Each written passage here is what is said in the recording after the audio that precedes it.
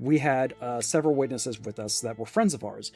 One of our friends, she brought her girlfriend with us at the time. She brought her girlfriend with her at the time, and her girlfriend said to the Justice of the Peace while he was signing our license to Rachel and mine's license, saying that we were married.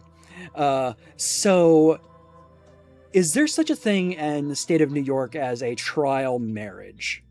The justice looks at her and is like, "Yeah, that's called living together, sweetie." No, I mean like a trial marriage. I want to marry her.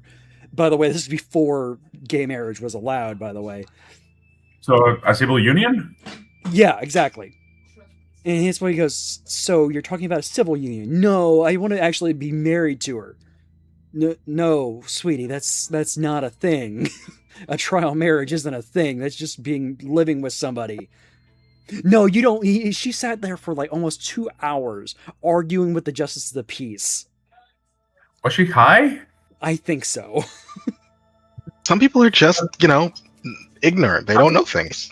This sounds like the kind of argument I would have if I was smoking. Hello, everybody. Don't you only smoke with your sister?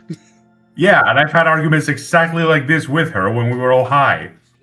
Hey, I gotta step away because apparently I'm getting a call from my family. Oh boy, just don't turn off the camera, please. Fine, just for you. Thank you. It's a very fine balance that he struck. Hello, everybody. Welcome to Exploding Dice at the Gates, where the gods' eyes no longer shine. Session 1. This is the pre-show where we're just bullshitting and talking at ourselves. Was that a napkin or a dice bag? What? He just covered his camera with something, but I don't know if it was a napkin or a dice bag. I don't... Probably knowing Nexus a dice bag. Why, you don't think he has napkins at his desk? I'm sure he has a napkin at his desk, but it would less surprise me if it was a dice bag. Fair.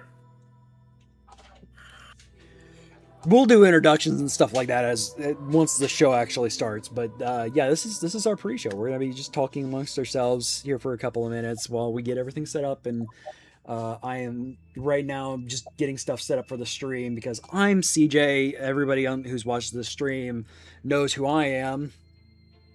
I'm the one who has luckily or unluckily been running the Geek.io network for God, I've been doing this for freaking 15-ish years now.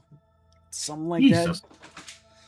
Yeah, maybe longer. No, I started this when we were pregnant with my eldest, and they're turning 17 this year. So yeah. Dude, you started this shit when I was in high school. I've been doing this for a while, and I still don't make money from it. I mean, I've been part of it for 7+ years, and yeah, we don't make money from it, but we do it for fun. Exactly. That's the point. I have a lot of fun doing this. That is the reason why I continue doing it. I have a lot of fun doing this. Fair. Resources. I want to find because I want to put my logo on here, but I can't find my Exploding Dice logo. It's 1 a.m. and I'm drinking a cup of coffee that is the size of my head.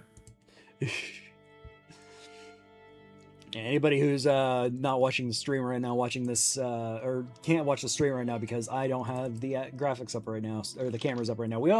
Most of us have our cameras up. Beep boop. Welcome back. Hey. Oh, settle the debate for us. What did you cover your camera with? Glasses, microfiber rag with a bunch of Pokemon on it. Oh, damn. Okay, we were all wrong. What did you think it was? Either a napkin or a dice bag. No, my dice bags don't have that much in the way of pictures on them. See? Jesus fuck. My dice bag is from an interview that I had with a company in Richmond in 2016, and I just still have it. Nice. Why did they give you a dice bag? And they gave me a bag of swag that included a dice bag and a couple t-shirts I still have and a bunch of sweets. I even nearly a decade after still not graduating college, still have so many shirts and things I got whilst I was in university.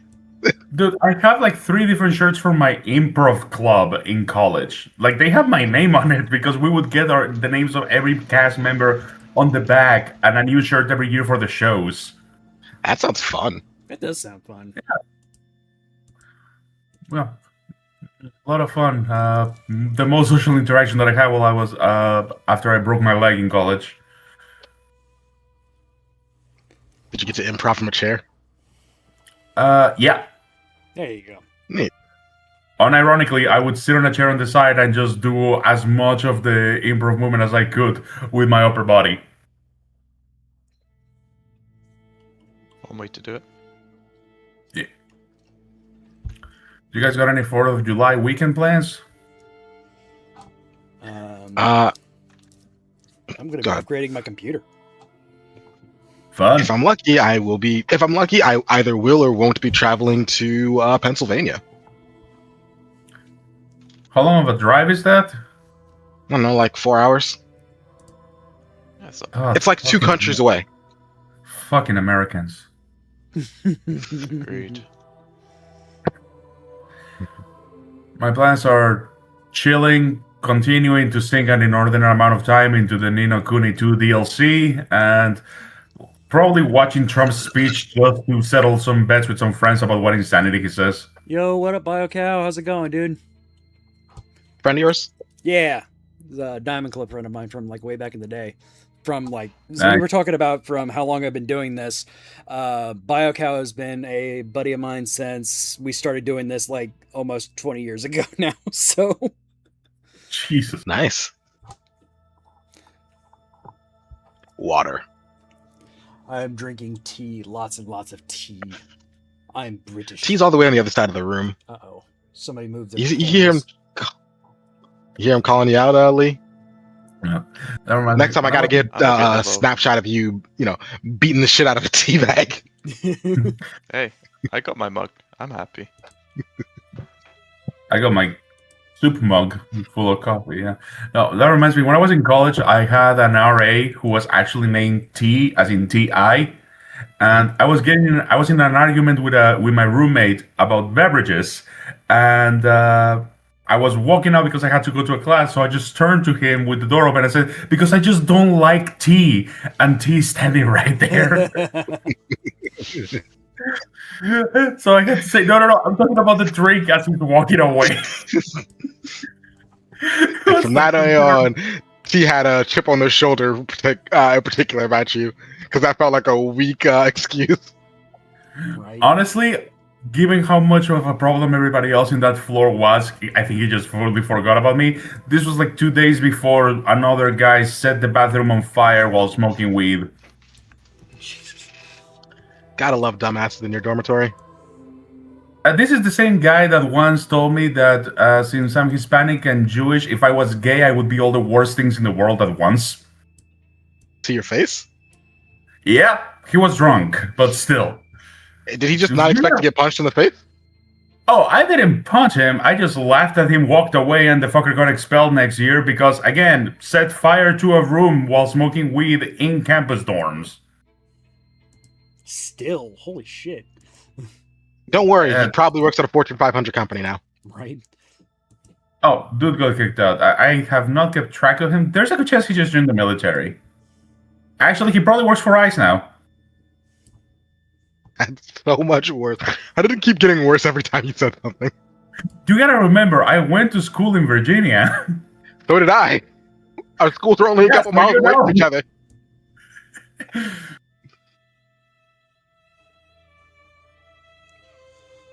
I forgot that I have a second fucking screen that I have to set cameras up for. Take your time, CJ. So I posted the link to the stream and the thingy-majigger. Maybe we'll get some people boiling in. It's just like riding a bike. Is it? Well, more unicycle, I think. So from the what I'm problem hearing. is the issue is I normally am just the host for these kind of things. I didn't used to do the producing thing. I normally just passed it off to other people because I was lazy. Um, Was? not lazy. And I couldn't be bothered to learn. Lazy is not the right word. No. It was more so just Lazy. like No, not at all. CJ, You were, no. you were efficient. that. Efficiency go. is key. Because we have tons of technical problems. That was mainly it. I just didn't want to deal with all the bullshit of it. Like Yeah. What happened No, to the old this producer machine person? Me. This machine isn't set up for it, and I got extremely busy with work. yeah, like I had Here. between Scott, my friend Dale, who also decided to get busy and then get busy getting married. Decided to get busy. Well, he went And then that jerk had the audacity to get married afterwards. not lazy, a delegator. Exactly. BioCow gets it. Other people have lives that inconvenience me. I cannot believe them. The lie on the witch and the audacity of this bitch.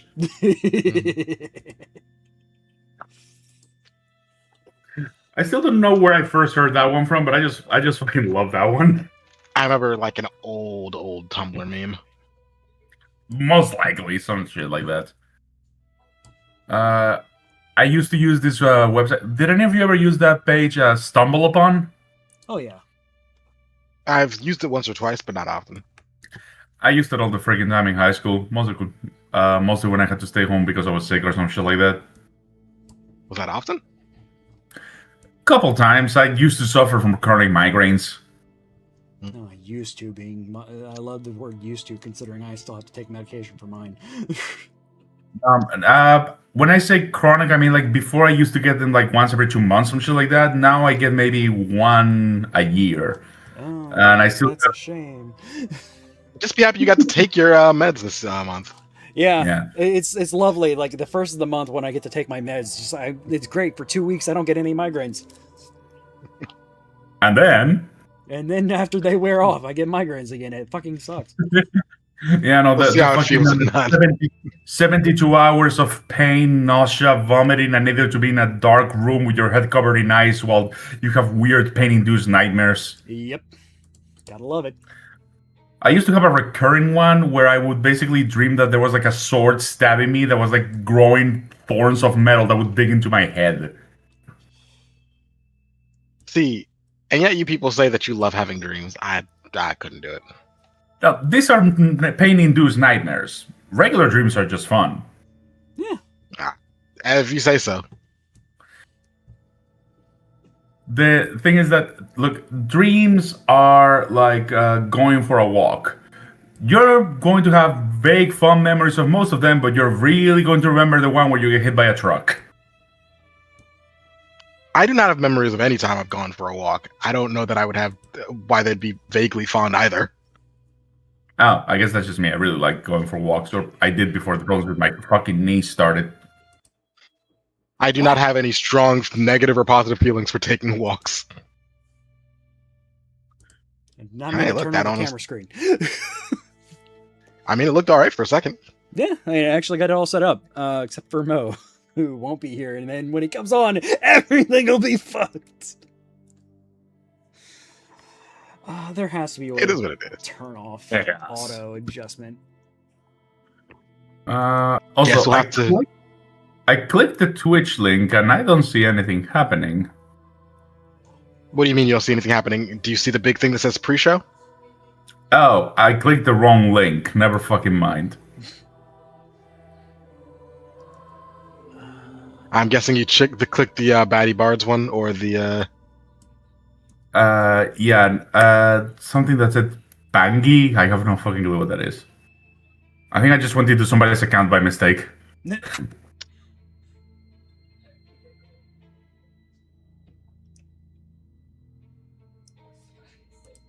Okay, now I'm in Geek.io and I see the thing that says pre-show. Cool. Excellent. All right, and I think we are about as good as we're gonna get. So here's what's gonna happen. Holy shit, we have 162 people over on TikTok. Hello, everybody. Um, Hi, Talk Tickers. I didn't know that was you could get that high. I don't have a TikTok. So here's what's going to happen. We are going to. I have Nexus knows this spiel by now. I have a network intro. I'm going to play that, which is going to give some details about how to contact us. And during that time, you guys can continue talking if you want to. I now have ways to shut you all up when it comes to the stream.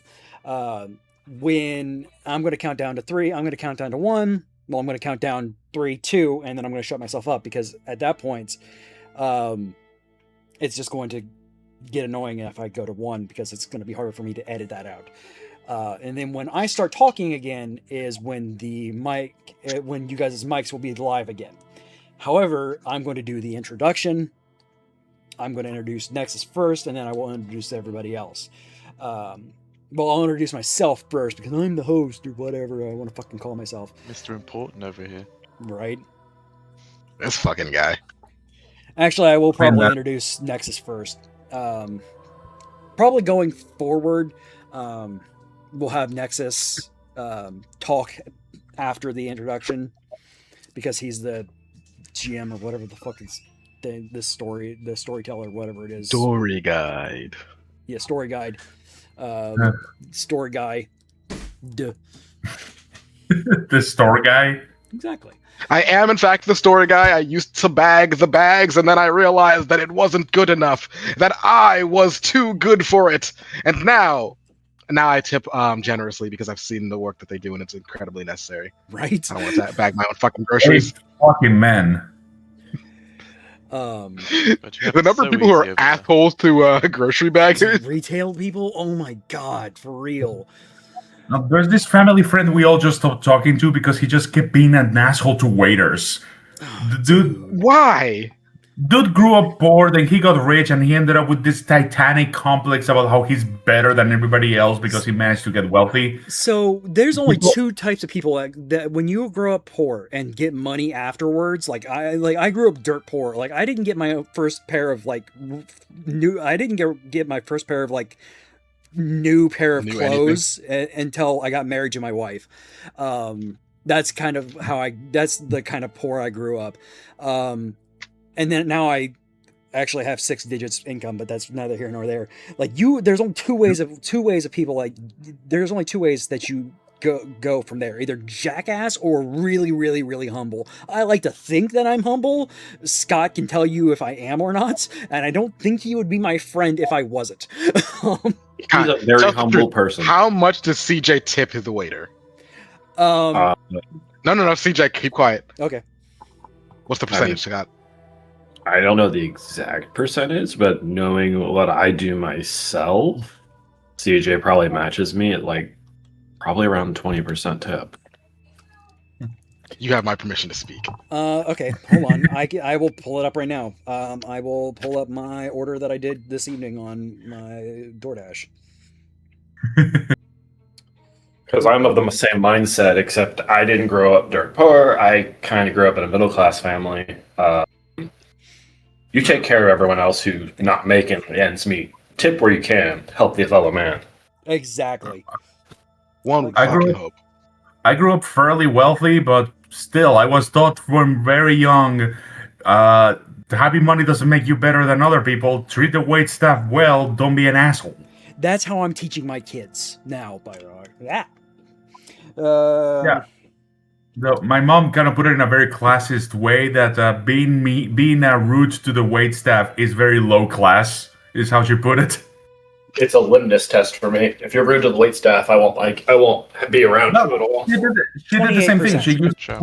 She used to run management, so she would run interviews with people. And taking the interviewees out to dinner and seeing how they treated the wait staff was one of her key litmus tests to see if somebody was going to be actually good for the team or a toxic presence. It's also heat index of 118 outside right now, so I wanted to make sure if they're going to risk their lives to bring me barbecue, I want to make sure that they are it's worth their time. That's reasonable. It better be damn good barbecue. It's very Was good. it? It is very delicious. Where'd you go from? Four Dickies. Rivers. Oh, Dickies is good. Dickies. I don't have Dickies around here, but I've been in your area, so I know Dickies. I wanted to go to Mission, but they don't deliver, so I didn't go to Mission. I go to Four I Rivers now. truly fucking miss the brisket places back when I was in Atlanta. Oh my god, It's not the same. Atlanta brisket places are fucking amazing. Like I love going. Atlanta to Dragon brisket will Con. make you cry. For real. I haven't had American barbecue since 2018. Like I had good brisket because You poor soul. I'm in fucking Israel. The brisket here is top notch, but good barbecue I haven't had in a while.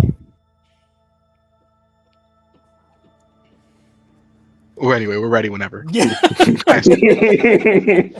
Listen, I went through my strategic sweet potato fry reserves before we even started. I kept telling myself to stop, and then, well, it's right here, nom nom. It's right here, nom nom.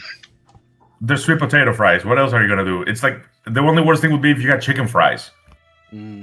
I did, but I ate all those last week.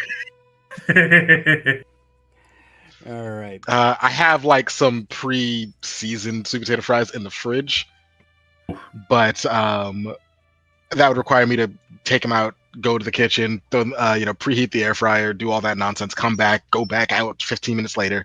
I'm just gonna have to suffer and eat them with tomorrow's lunch. Truly, we live in hard times. For real. All right, so I'm gonna go ahead and hit. Oh shit! I gotta load Audacity.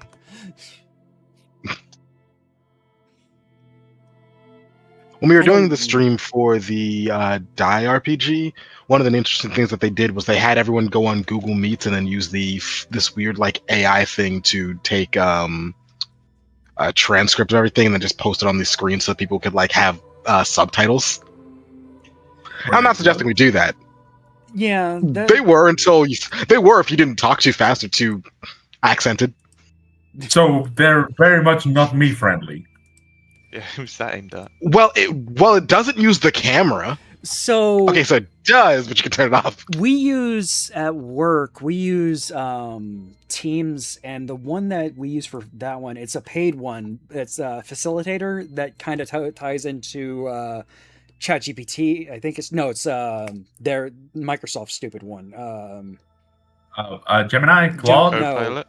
Copilot. Ew, Gemini. Copilot. Copilot sucks. The shit they try to force into everything. It catches accents really well. I'm not saying that I want to use it because I use it at work, but like it catches accents really well. Because I wasn't suggesting that we do something No. like that. I was looking at a thing and it reminded me because I have. But the stream up on the however, other screen. if we were interested in doing something like that, I'm not saying we should, but if we wanted to, I could, since I'm going to be using Audacity to grab the record it anyway. I could just throw it into an AI note taker and we could just use that if we really wanted to. I know I have whatever, but I know Nexus is better at taking notes than like anybody I know, but like, what do you mean closing applications? Notes. Don't close my fucking applications with Audacity. Don't you fucking Audacity dare. heard that. What? Audacity heard that you were interested, that you were planning on using AI, and it said, "Nah, I'm good. Bye." Don't you Yo, dare. that's, What? How? That's the We don't have that kind of audacity of relationship. it. yeah. AI note takers are fine as long as you just don't. use By the AI way, for I power. found the notes where I wrote the card events we pulled after character creation. Good job. Also, I'm okay with using the what applications are you trying? What applications are you trying to close? Everything. Discord. All of them. That's the It's worst just bit saying when you I'm don't trying even to know what it's close trying to get rid of. applications. You know, Audacity's doing this thing where it's Audacity, and it's got the audacity to be a pain in the ass. You have Wait. to understand, Audacity became shit once they added all of the fucking ads and trackers. Yeah, basically. I'll just peel the goddamn audio off of YouTube and just. I'm sorry. I don't know why. All I right, it is apologize. 6:30, so yeah, we'll just go. All right, so I'm gonna hit a button here to make sure that it's gonna do the thing. Cool. It did the thing. All right. So, all right. I'm going to hit the thing in 3, 2.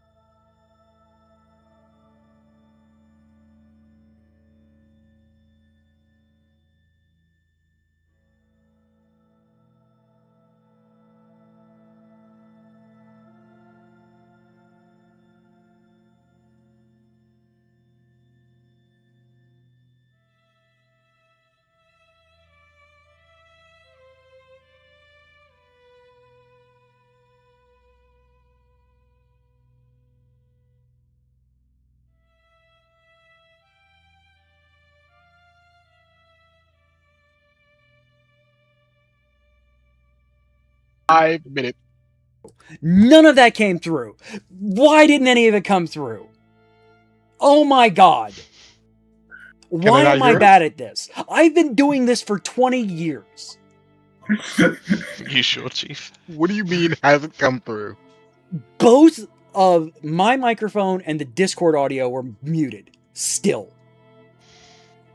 Beautiful. So my Charming. meltdown and Wonderful. Gore asking the question were both muted.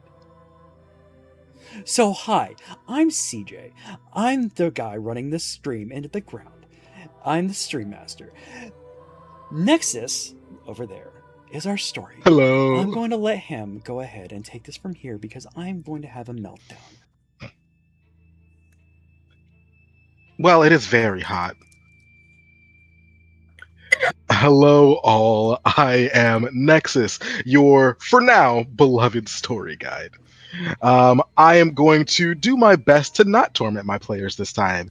I expect even CJ to last maybe 2 combats before dying nobly to what I can only imagine to be, I don't know, a horn of blasting or something. Maybe if we're lucky in that same amount of time, he won't also accidentally kill Gore again. Maybe. No, this time I'm the one that has the lightning, so he better watch the fuck out. That would only make it funnier. Today we're going to be playing a campaign of At the Gates, as you may or may not be able to see on our stream. A wonderful JRPG-inspired fantasy game by Onyx Path Publishing, where we take the stage as heroes in an age of war, as a new magic has been discovered that allows certain people to summon daemons from the Outlands, a terrifying space outside of reality, and potentially its own entire world. Our story takes place in the country of Inves, a land that has recently been invaded by its neighboring country, once on the other side of a treacherous, range of mountains. the Vitrumarians, this conquering nation, this conquering desert nation, discovered this ancient magic to summon daemons, and with their research and their cunning, summoned one of the most powerful daemons recorded, leveling the mountain between Vitrumaria and Inves, and sending into it an invading army into the jungles and swamps. So far, the Investants have been able to hold their own. But the Vitrumarians are canny, and the Investants were not prepared to be suddenly Fire Nationed.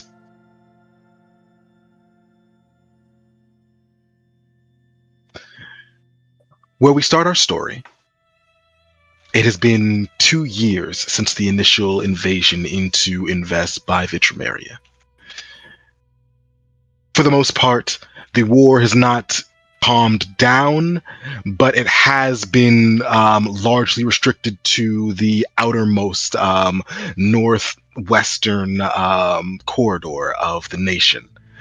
The jungles and marshlands slowing down the primarily desert-based Vitrumarians, and the special defense force of Invest, the Outlands Expeditionary Force, has been able to rally enough of the locals to put up a fight, slowing down the inevitable charge of the Vitrumaria.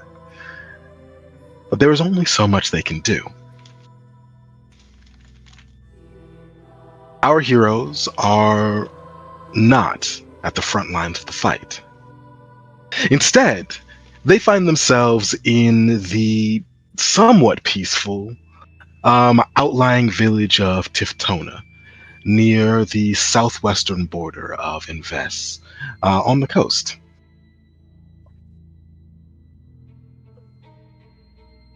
Because I think it'd be fun to do things a little bit randomly, why don't all of you roll me a single d10? Okay.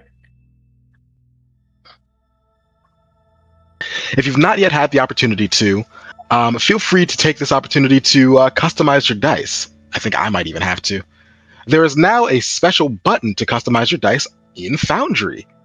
It's a single button, so you don't have to start going through the menus. Yay. It looks like a D20 on the bottom right of your menu bar on the side. Darvin, I'm so disappointed in you. Default dice. I'm rolling on par for normal already. I rolled a 1. Oh no, it's not about the result. Where is this supposed button? Ah. There it is. Yeah. I got a 5. Felix, you rolled highest. Hold Would on, you I like to haven't go rolled yet. first? All right, let's wait for CJ and his I rolled a amazing DM 1. dice. To There's 3 the surprise of literally no one, No, exactly. all 3 people who have DM'd for any significant period of time. Actually, I'm wrong. You did manage to roll the second highest. We're very proud of you, D6. You did not roll a 1, which makes you better than the other 3. Yeah, he rolled a 3 instead. Pathetic. Is it a Felix? bad sign that out of the 5 of us, the highest roll is a 5? No. This is a dice Okay. pool game. You're supposed to roll a lot of dice. Now, if you had a dice pool of 5 and I was about to ask you something, then you now know that you would have failed terribly.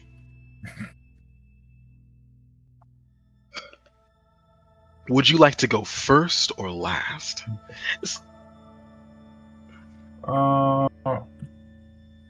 You know what? I think I'll go last. All right, choose who goes first. Let's go with the God damn it, let me open the actors directory. Let's go with devices. Let's say Finn goes first. All right. Fin Device, you have found yourself somewhat far from your normal port of call. You and your twin brother hail not from Invest or even Vitrameria, attempting to conquer it. Instead, you are from, if I remember correctly, the Federation of Eves, a kind of archipelago somewhat to the east. Out of curiosity, what do you think brings you to this quaint little town? We're correctly based on what we had decision for the.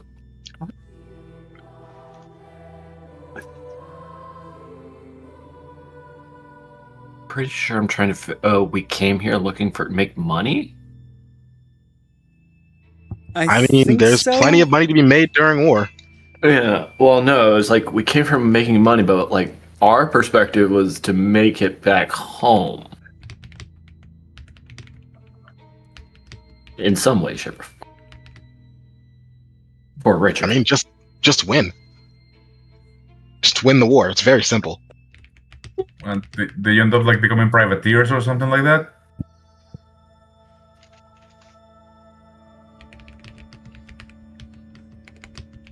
Privateers is one word for it. Finn? I think at the moment, you and your brother are somewhat between jobs. As it turns out, since the majority of the fighting takes place not in the oceans, surrounding Invest, and instead is still largely locked up in the mountains and jungles, your services have not been as required as you might have hoped. Which means that you and, of course, Filch, your brother, are slowly running out of cash. You've got enough to last yourself another few weeks, less so if you spend your remaining assets more frivolously. But even you know that this is not a sustainable strategy. Not yet.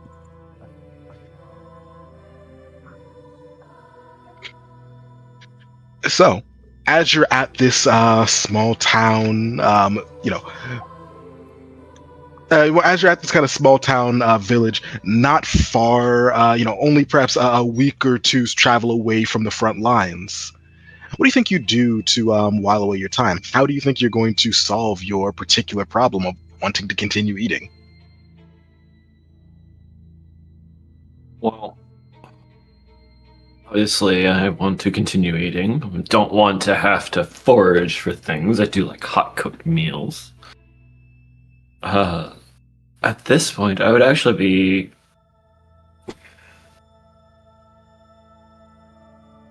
I'd be looking for like what types of jobs would be available for. What's the best way to apply my skill set here?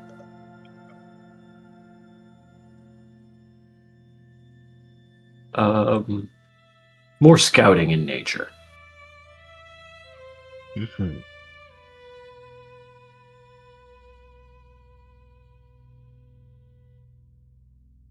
As it is, the village seems calm.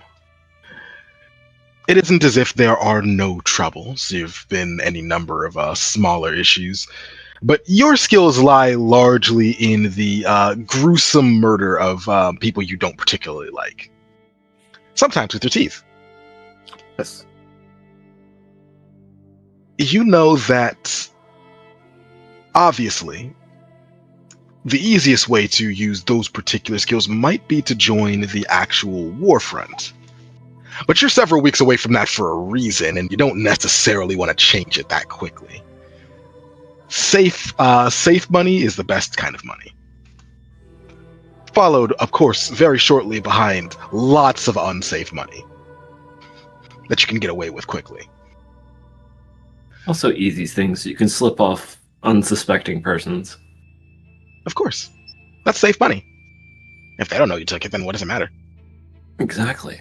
But then again, large sums of very unsafe money are quite worth it, depending on if special information or extra information to make Filch and I stronger so that we survive longer is always the goal.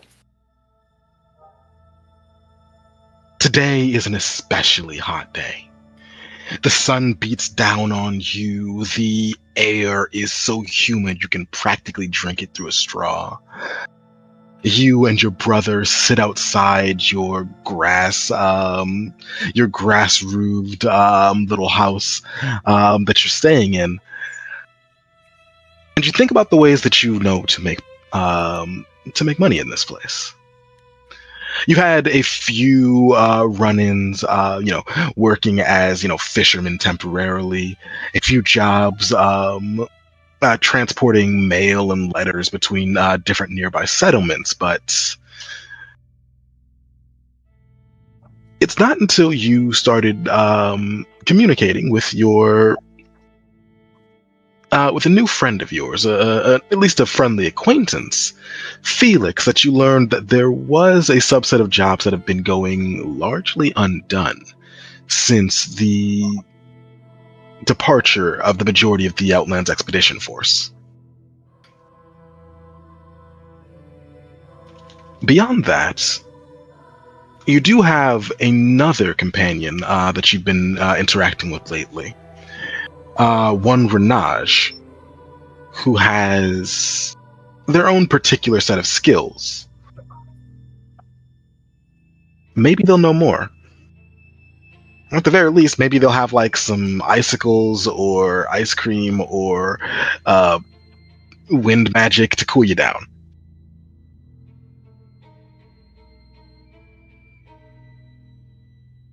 I have none of those things, I think. Do we have water I can lay in? That would also cool me down. Oh yeah, there's plenty of water in the the entire village is kind of set upon this kind of like a large lake, and it's built into it. Yeah, let's go with that. What is in said lagoon? All kinds of lily pads, small to medium-sized fish, pond scum, any number of plants. I'm imagining the Princess and the Frog, swampland kind of situation. Louisiana. Yeah, you're kind of in a bayou. Yeah, I mean, it's wonderful. It's wonderful water for me to swim around in, to be honest. Hopefully you're a freshwater shark.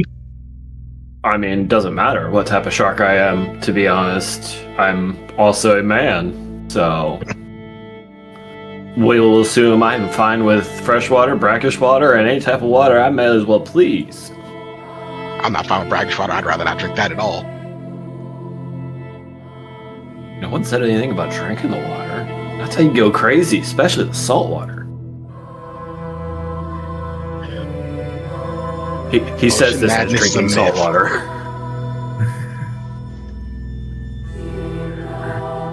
Is breathing salt water the same as drinking it? No. Yes, of course, that's what you say.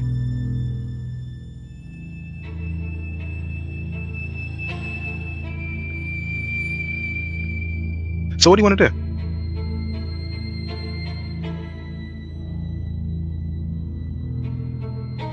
I'd like to seek out Renage and see if they've got any leads on jobs. Renage. You have set yourself up here for a significantly longer period of time. At least in the sense that you're actually set up here and not merely waiting between various settlements. What do you think you've been doing in the last few weeks? Probably a lot of setting up medical arrangements and stuff, because medics are pretty critical for not dying to swamp-related illnesses and such. This is entirely fair. I think we find you in one of the local healers' huts. It's It's set up somewhere towards to kind of the edge of the village, in a place that is almost halfway between the local like jungles, as well as the town itself center, in a place where you're very easily able to collect herbs and roots and anything that you might need, but also that it's relatively easy to quarantine if worse comes to worse. As you're kind of in the midst of things, there are something like half a dozen patients currently sitting in sick beds. Several of them injured. Others appeared merely to be sick. Those you see that are ill appear to have strange black markings at the tips of their fingers that over the last few hours of observation have grown to the point where they are nearly reaching the edge of their wrists and moving upwards of their arms. Well, that seems bad. That's not great. Do I feel like I have an idea of what might be causing that situation? That's a great question. Why don't you give us our first roll of the game? Woo! Okie dokie. I'd like you to give me a medicine plus cunning roll. This is going to be moderately difficult, so difficulty 2. But you will not suffer any complications yet. Okie dokie. I think that seems fine. Excellent. That is 3 successes total over the difficulty of 2. You do have an additional hit to spend if you'd like to. We can go over spending hits in this game for those of you who haven't played it with us before. The way it works, especially in Foundry, is that there are a number of special things that you can do whenever you roll more success than you need to on the roll. Each of these special things are called tricks, and you're able to use your additional hits, whatever you have left over, to buy them. Some of them cost 1 or 2 or 3. Others have a range that you can buy them in. Some are just static. And they have any number of abilities to be used in different ways. The one that says usurp flesh is concerning. I think that That's for a power that you don't have access to yet, or possibly ever will. Not have that happen to me. I'm just gonna throw that out there. That seems bad for me. So maybe just don't get your flesh usurped. I don't know what to tell you. Don't be in a position where others would want to usurp your flesh, and it'll be fine. That is probably a pretty fair point. Is there a list of tricks somewhere in the manuscript? Yes, but it's not in one location. They may, as the full version comes out, put it in an appendix. But you can see the entire list of tricks as well as see what they do whenever you make a roll. There's a little button that you can press that will show you all the tricks that are possible. Not necessarily possible for your roll, just possible in general. And if you hover over them, it will tell you what they do. So, for example, you'll see that our friend chose to... Oh, please go on. I have chosen to purchase the trick bolster for 1 hit, which allows me to add 1 point of momentum to the shared resource pool that is our momentum pool. Awesome. Going over this person, this is not the first time you've seen this, though similar maladies have happened. They are not always on the arms, sometimes they're the legs or other extremities. You've been seeing this more often recently, though, than other things. This appears to be some kind of mutated Outlands poison. Some kind of... somewhere nearby, there must be an Outland that has mutated a common poisonous poisonous or rather venomous plant. that is rather easy to walk past, and it's and whatever its vector is for getting to somebody's body seems to have become especially potent. And near as you know, they will likely, as long as you administer aid fast enough, they will likely not lose their fingers. But if it's not seen to, then Well, that is one of the reasons why I'm here, is to make sure that stuff like this doesn't happen. So that seems fortuitous. what you know is that this is perhaps the 10th or so case of this particular malady happening in the last week or two that you've seen. Usually, usually the healing house has a stockpile of a particular herb that acts as a kind of that they can add to like a poultice to help cure it, but unfortunately, they seem to have run out. They may be able to concoct something with lesser ingredients, but it's less likely to cure it and more likely to just stave off the worst effects for a time.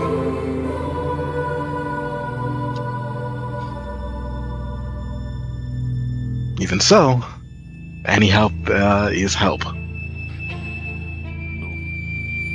Could definitely use some assistance tromping around in the poison-infested jungle to try to find some herbs to make sure that people don't die and or lose extra appendages.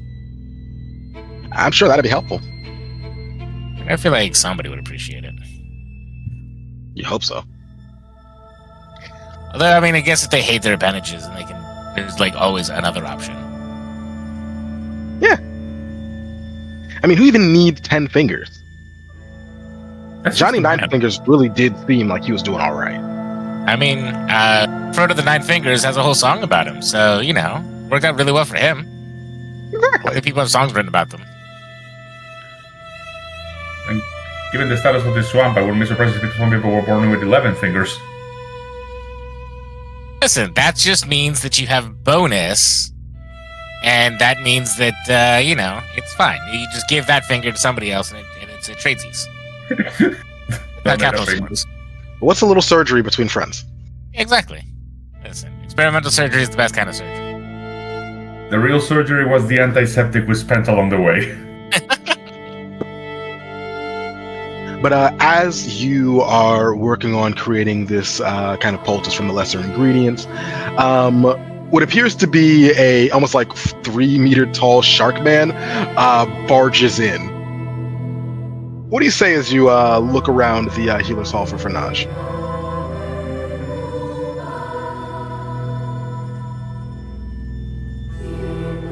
Finn?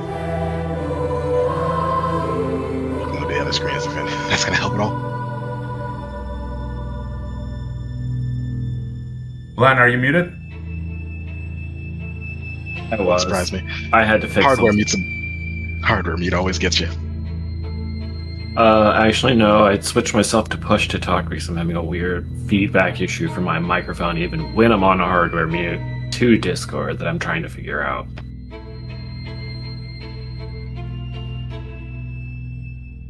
But yeah, that's what I say to him. Just pure gibberish and ramblings of a madman.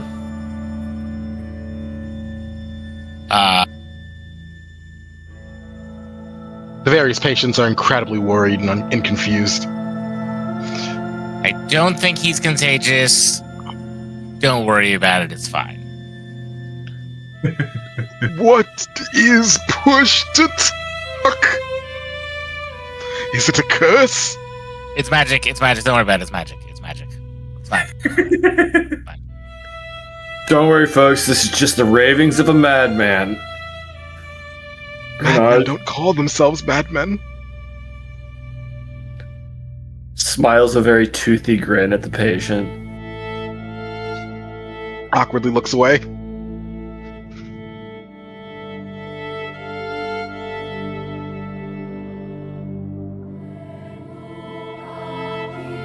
Renaj, you unfortunately know this shark.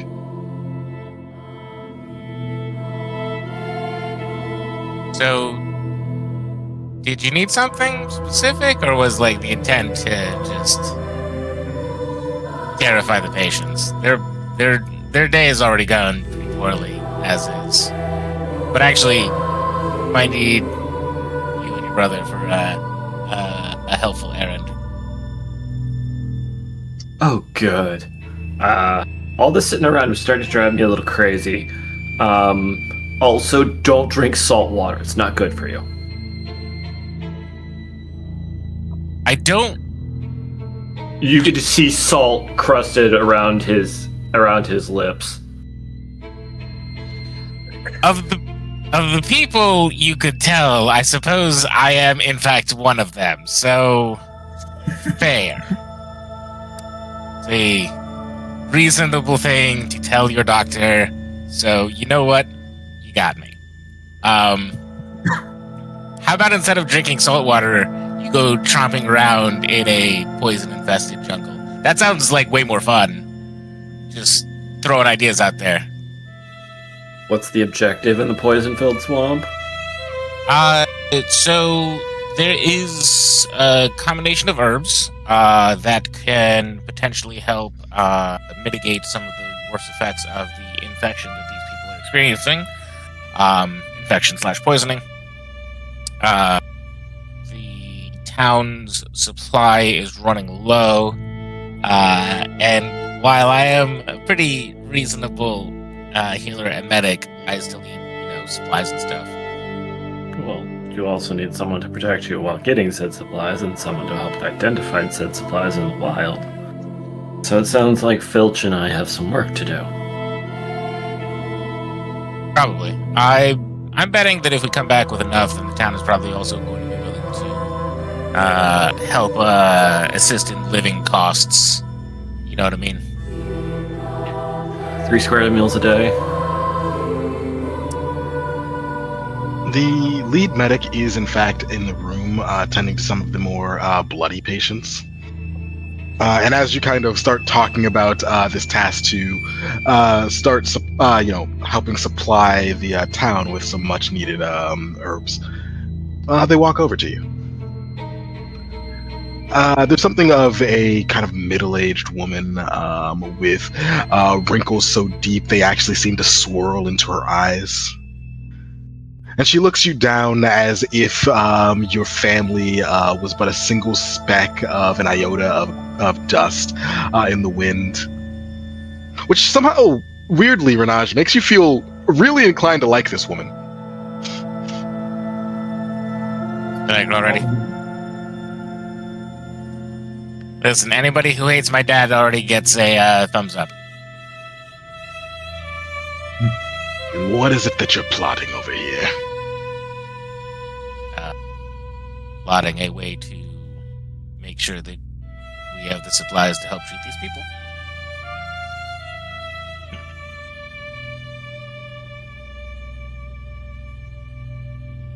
It sounds like you believe you have the expertise necessary. No, that's You actually planning on going specifically why I yourself, called in. That's specifically why he is here.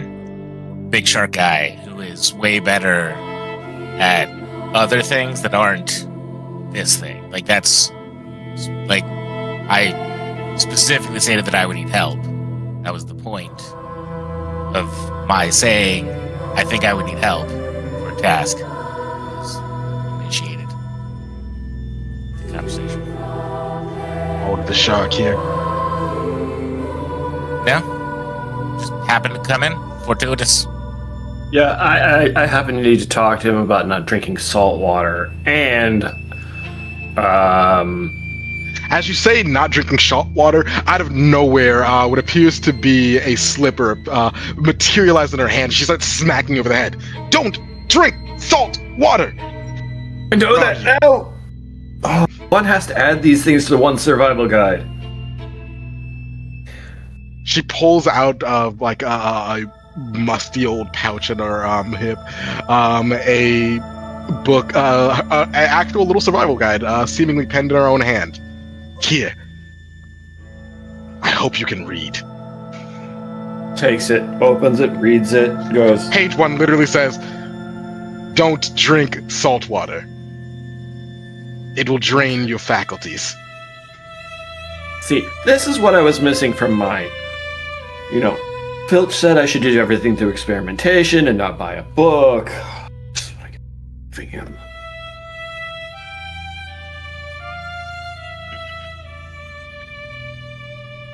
Normally, we'd ask the OEF to handle such matters. The jungle isn't safe at the best of times. You'd want a local to help you travel through it. But desperate times But these times have brought most of the OEF away. Now only a skeleton crew mans this village, and many of their tasks lie fallow. If you believe that you and your companions can handle the task, I suggest heading to their office and seeing if you can offload some of these more menial tasks, but some of the more menial but necessary tasks. You mean menial? Yeah, I was gonna say. She hits you with the chancla. No, that's Just fair. one That's- ruffle at the top. That's The whole fair. fucking reason the Vitromarians have failed to conquer Inves is that every village is an old lady with a chancla. Nah, that's fair. Yeah, you don't mess with them. Corrected her speech.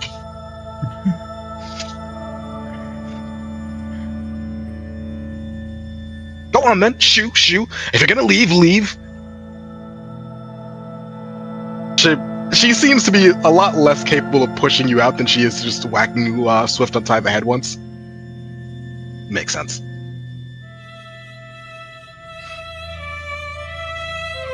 Fair. Okay. Hi. And he'll walk out. Doesn't want to get hit by a slipper anymore. Those things hurt. It doesn't like hurt, but it's always shocking. It's spiritual damage. Emotional damage, some might say. Emotional damage. God, that movie's so fucking old. It's still good. It's still good. I think that movie is like 10 years old at this point. Must resist to using my own soundboard. Must resist using soundboard. Please do. It'd be too loud. CJ will kill me. No. No. But yeah. At the very least, you know a place where you can go and take missions from that likely has a little bit of extra funds left over from all the people not doing the jobs that they should be doing. Yeah, I'll go find Darwin and Filch and see if they are amenable to helping me do the thing. Excellent. Darwin. Hello. You are a long way away from home. Not many Oridonians make their way down to invest, especially in modern times. But here you are, kitted out and ready to do... Why are you here? Well, in an act of young rebellion, he decided to break away from his family and seek his fortunes elsewhere, and eventually his travels led him towards Invest. Well, as you're here in Totona, one wonders what you've been doing since you arrived.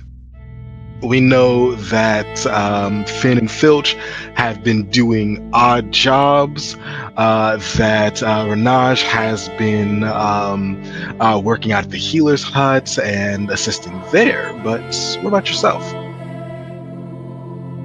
I think at this time he's probably working with some of the local militiamen, drilling them and bringing them up to good Oridonian standards.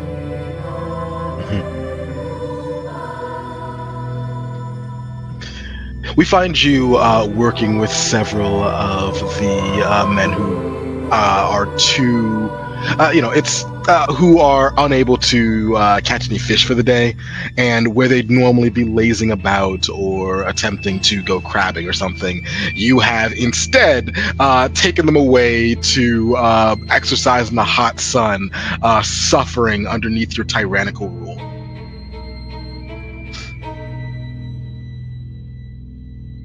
Each of them wields a kind of like bamboo spear and a wicker shield, and are going going in order: stab, block, stab, block, stab, block.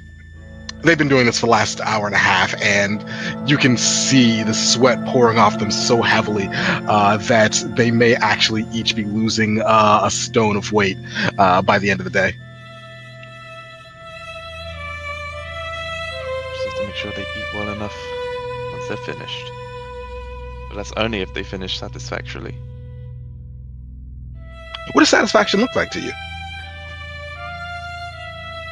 He wants to see clear progress in their ability, their spears not dipping when they're thrusting them, that they're maintaining a good level, that their shield isn't not protecting them.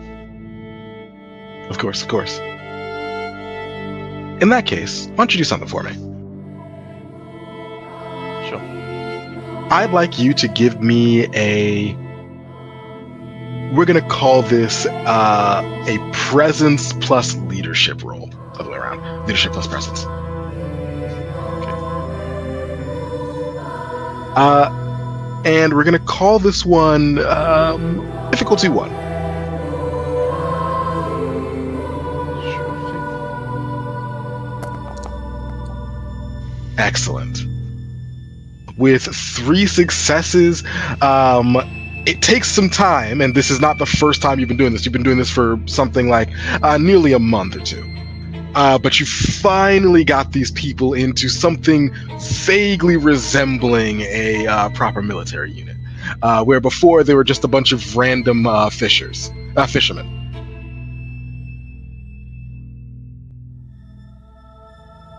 Perhaps one day they'll be ready to fight on the front lines against the Vitramarians. But you know, at the very least, they won't be left unawares should the worst happen. As long as they can protect themselves from bandits, that's the first goal. Think about proper soldiering afterwards. As you, are drilling your men, you see Renage and Finn come up towards you.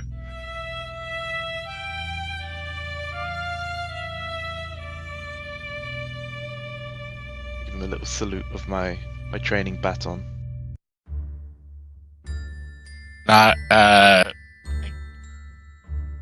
Confused wave at Purdy Stick.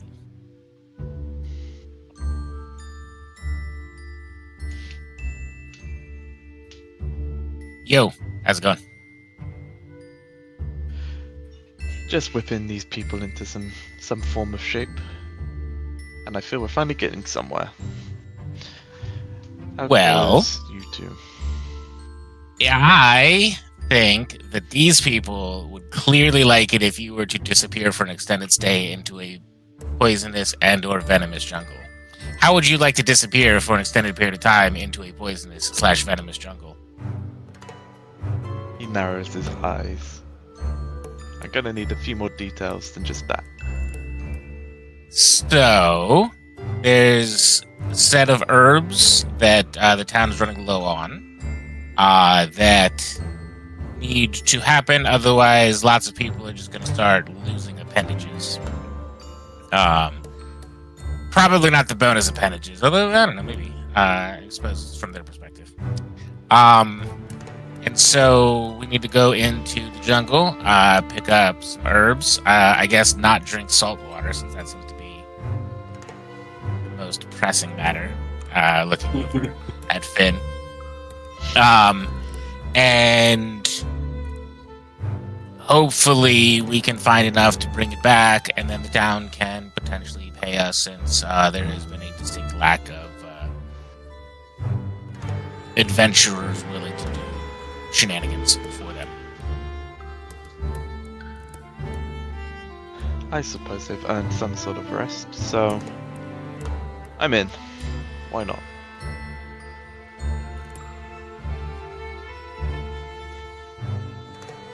Well, When do we leave? I suppose that means we need to go find Barbar and Felix and Filch and see if we can get the rest of our ragtag band together and assorted for a journey into a venomous / poisonous jungle. Also, don't touch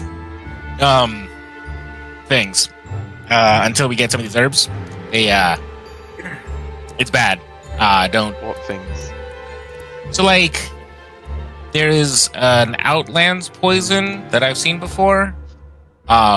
It's real aggressive, and if you get it on you, it's bad, so don't do that. I'll keep my gloves on, I think. Probably a good call.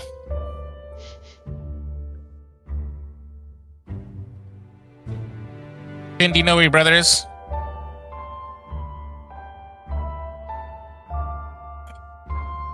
I mean, last I saw him, he was.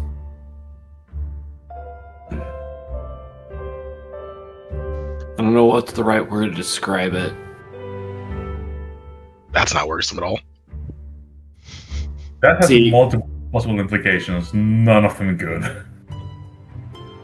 See, I don't do this because I have, well, shark, but for some reason he was laying out in front of our grass hut shack, just soaking up the sun. That sounds like he's sick. Only somebody who is intensely sick would ever do something like that. That sounds like a bad idea. Something You see about, sickness you know, everywhere. to leave him with his nice drink and his book Might and, also. and go find you because I needed work, or we needed work. So I'm pretty sure he's still back at the house. I suppose that's fair.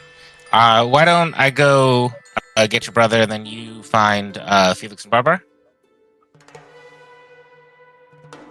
That does sound like a good idea. Okay. Where might Felix be within this town? You would know that Felix is the only member amongst your group that actually is part of the Outlands Expeditionary Force. So chances are he's at their headquarters, if anywhere. The real question is, where's Barbar? Also, welcome, Mo.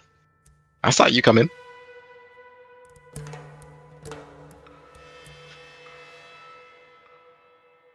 I suppose I'm wrong. And also, you're muted. He is invisible. He is muted. Somebody said That's like the something same about the muted guy. I'm guessing that's me. Sorry. No. We were just saying hi. How y'all doing? All right, I Awesome. just spilled water on myself on stream. Oh hell, man. Yeah, I'm just getting settled. Sorry, guys. I'm literally getting in the house. So I'm trying to do grown-up stuff like take my shoes off and let the athlete's free. foot breathe. Only an adult can Brother. take the shoes off, that is true. I mean, These it's true, are established facts. because a kid would throw their shoes across the room. It's hot Yeah. and humid out here. Only a bro. kid would do that. Literally, I've been like my feet in the heat alone have caused like this crazy Dutch oven in my shoes. It's the worst, man. That is All right, an well, image. stop talking That's about rough, foot fungus. We're supposed to be dissociating from reality, so let's stop talking about my adult. What are you talking about? It's Foot time for you problem. guys to go into the jungle and get trench foot. Where is Paul? Anything but that, okay? Please. I specifically got the ability to fly so I could hover over the mug so I don't get trench foot. Great. I remember not too long ago I was doing a Warhammer Fantasy game, and Trenchfoot actually was one of the things that you could get if you were in the jungles. It was like specifically a disease you could get if you're just outside long enough. That's so Wow. Warhammer. Ugh. They have Funko Pops now. Those are technically official Games Workshop plastic. So by the rules, you could use them in the place of more expensive minis in a game. I mean, Is I'm the pretty sure base someone matching would the be right incredibly size mad. of mini, though? Almost certainly not. Yeah, No, because it's really more about the base. Yeah, but if somebody showed up to a tournament with a bunch of Funko Pops instead of their army, you kind of gotta respect that. Got to do something to it. I don't think respect is the word. Admire? No. Be baffled at? Yeah, that's the one. There you go. So, are you looking for Filch, or are you looking for Barbar or Felix?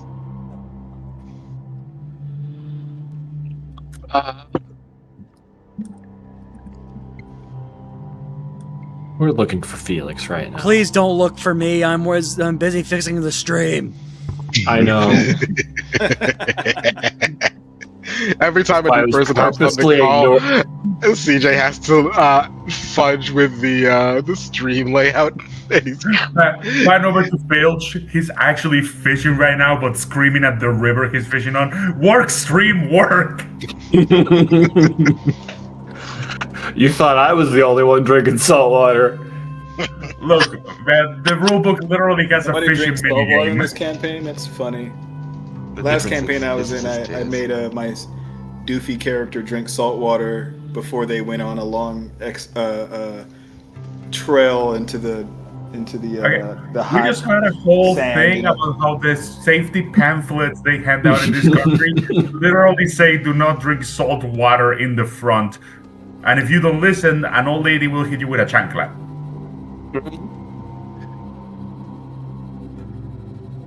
I mean, she'd do it for you drinking the salt water either way, regardless of whether you read it. But you know, Yeah. she's justified if you did read it and didn't know, and still did it. To be fair, if you're drinking salt water, she's justified either way. All right, Felix. Mhm. You have only recently gotten back into town. Perhaps you're from here, perhaps you're from somewhere else in the country, but either way, sorry, the sound of my roommate just absolutely trouncing about in the house, banging on walls and shit. Regardless of whether you're from here or somewhere else in the country, one of the first things you do whenever you get into a new town or village is to go by the local. It's so fucked up. The stream is so fucked up. Is go by the local OEF office. I need to open this. This is. It's beautiful. It's a work of art. I couldn't do it better. This is both sarcasm and an actual fact.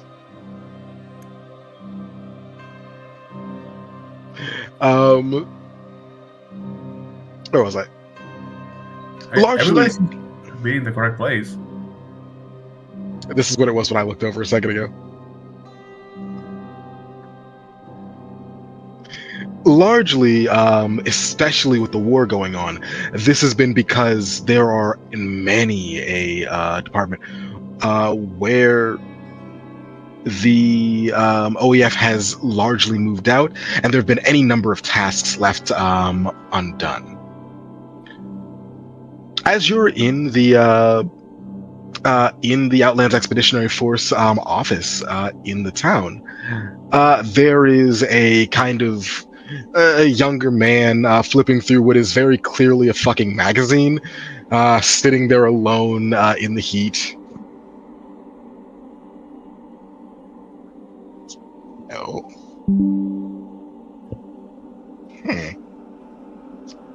Oh. Huh. Is he just sitting outside, like the magazine folding out, like now Exactly. that style? Now that's a katana. Oh wow! Look at the body on that one. And the fuller? Wow, they don't make them like that where I'm from.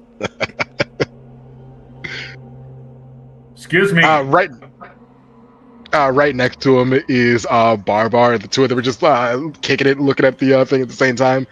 Look at the craftsmanship. That metallurgy, you don't get that out of Talpidia. Yeah. Look at the cans on it. I'm just- Yeah, I don't know what those are for, but they look cool. They look really good. Yeah. They polished them. Very shiny. I just want to rub my face in it. I mean, I wouldn't. They look sharp. Worth it, bro. Worth it. Take your word for it, man. Oh, Is Discord filtering me out? I'm doing like the clearing the throat sound, and I think this. no. The guy has been ignoring you. He turns Okay, like, oh, hey, Yeah, Hi. excuse me. Sorry, one more second. Oh, God, look at that. Oh, man. It's good. I'm sorry, do you need something? there's like a maker's mark here too, and it is shiny. Oh dear God. I'm Hi. gonna make a mark in my pants. Brother, are you okay?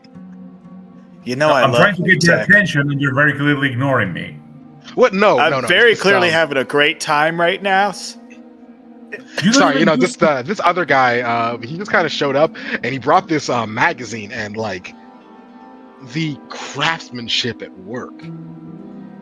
Like, look at it, and he just hands you a magazine that says 100 weapons across Everend, and each one is this like incredibly over-designed piece of garbage that's super shiny and pretty and has all the bells and whistles, and also for reasons you are not entirely sure on, half of them turn into guns.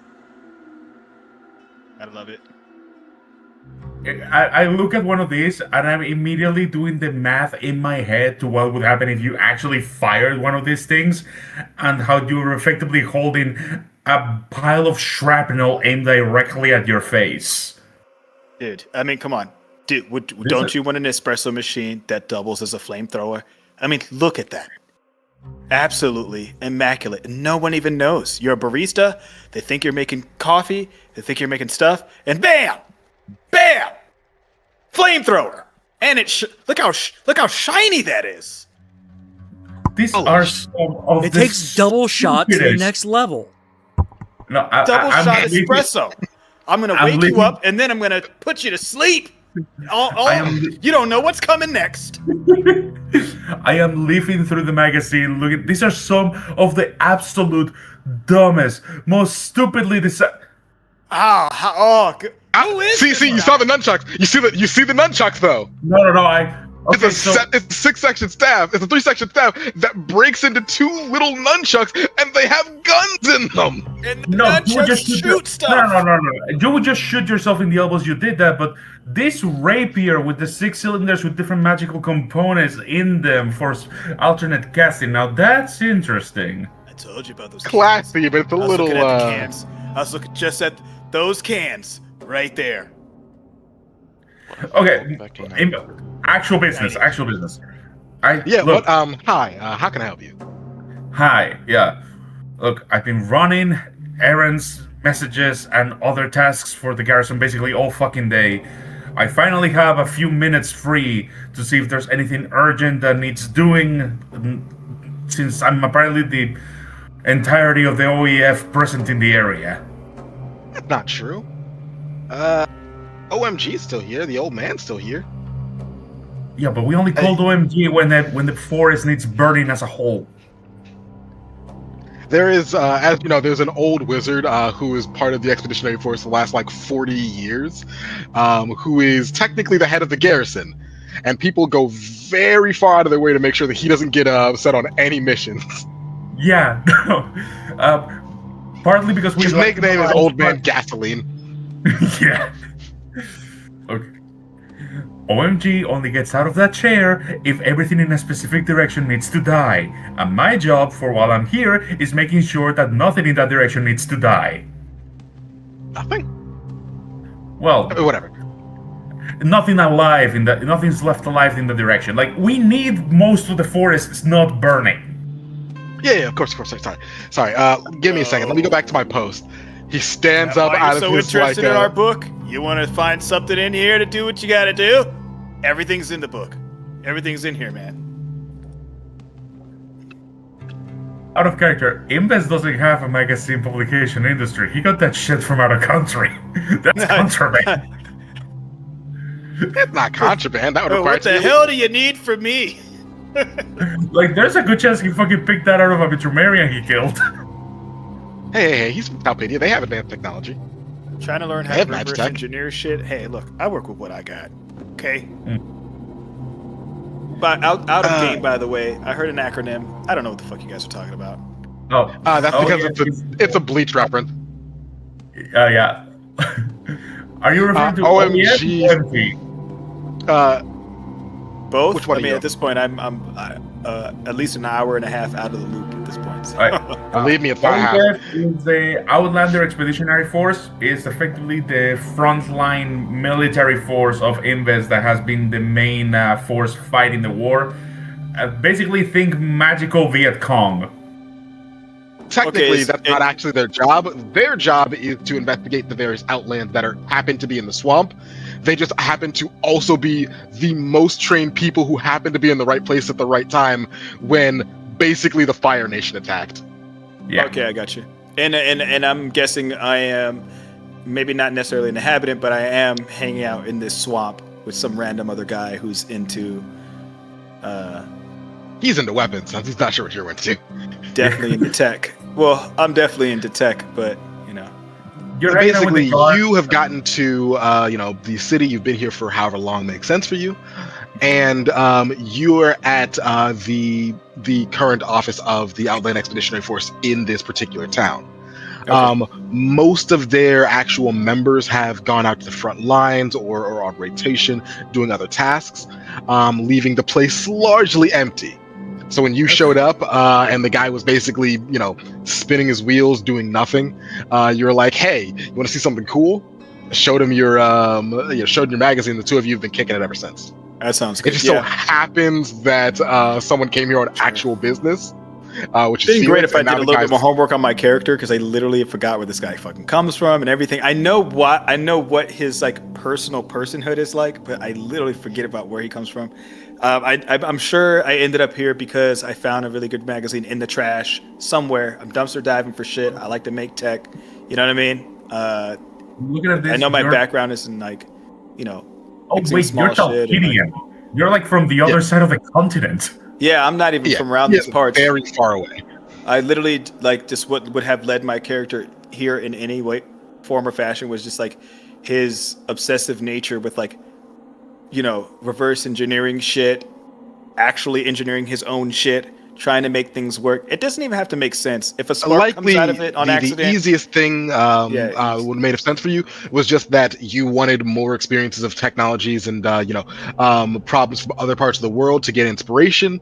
You started traveling the world, and as it turns out, fucking war broke out. Now you're stuck here. perfect. Yeah, I'm sitting here as a seemingly like a accidental refugee, perhaps. I'm stuck in between two places. And kicking it with a rando, looking at fucking cool ass tech in a magazine I found in the garbage. I mean, you're Yeah, currently. you almost certainly brought this from home and have been keeping it, just because it's a lot of cool ideas. Yeah, for sure. That's cool. 'Cause, This is my little obsessive little. I gotta write that down somewhere. That I've got this fucking catalog that I'm obsessed with. I love looking at like all the time. Yeah, I like that.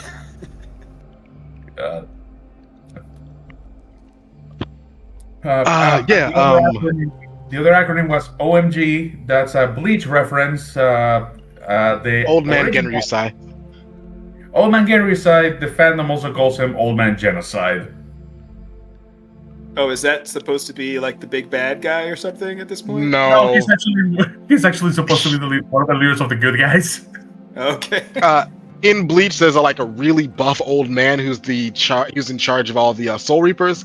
That's That guy with the OMG. long ass beard and the bald head. Exactly. Like that. That's the Yeah. one. Yeah, Yeah, that guy. that's Okay, I got OMG. It's a whole thing. We don't really need to get into it, but suffice it to say, there's a lot of fun stuff going on if you read between That's the lines fine. of Bleach, which you really Yeah. shouldn't do. We've got some random meathead character that we beat up who was not a good guy, but he ended up being a nice guy. He was just working for the bad guys, and we ended up calling him Holdor. And somebody gave him a different name, but we kept calling him Holdor. and someone like deceived him, like did a real good deception check and like stabbed him in the head, and he was like, "Oh no, why would you do that? I thought we were friends." And then the guy convinced him because he was so stupid that he had a bug on his head and he had to get the bug off of his head. So he had convinced the guy that he had stabbed him in the head in an attempt to actually help him get the bug off his head. That's Anyways, some yeah, real we- fucked up gaslighting. Yeah, it was a really. I was like, dude, what the fuck, man? Like, This feels like abusing the mentally disabled. oh It man, is. it was, man. It was really messed up, man. We're like, how could you do that to Holdor, dude? Like, I can't even remember what his name was, but we ended up like calling him Holdor because it was like we just felt like that was like the character of this guy, you know. But so I definitely get it. Like, just like replace the name. Fuck it. This guy. OMG! All But, right, I get it now. But yeah, so I'm at the OEF headquarters because I get rotated around various places since I'm one of the more mobile members of the OEF in the area, and I'm just checking what needs to be done as long as my rotation has me here. There's essentially a rotation between, working on the front lines and being back in technically what's supposed to be like shore leave, but it's mostly like making sure things in the back lines don't completely collapse. So it's still lighter work, but it's still, kind of important. In my case, And it doubles as time to study up since I am a mage, so I use up this time to like try to research more powerful wide scale destruction spells for the front lines. But anyhow, you come to the headquarters. This guy is talking. They're talking over reading this magazine. You finally get him to actually pay attention to you. He's like, "Oh yeah, give me a moment." I just he stands up out of the lawn chair that he's in, looks left and right, tries to kind of hobble his way over to the actual desk. Let's see, missions. Oh fuck. While he's looking, I would turn to Barbara. Have you seen the other auxiliaries? I think is what you are classified as right now. And near as you know, there Those aren't that are, really any. Wandering around. But I mean, who in particular might you be speaking of? There's a lot of us who are stuck in between. This Out of character, I have met Filch, Finn, etc. Right? Yes, but none of them are related to the OEF in any way. Yeah, no. met I'm each saying other? that they're like randos that are helping around. Me calling them auxiliaries is just sort of like a joke kind of situation. Right, and would I be would I have known these two characters as well, or You know most of them.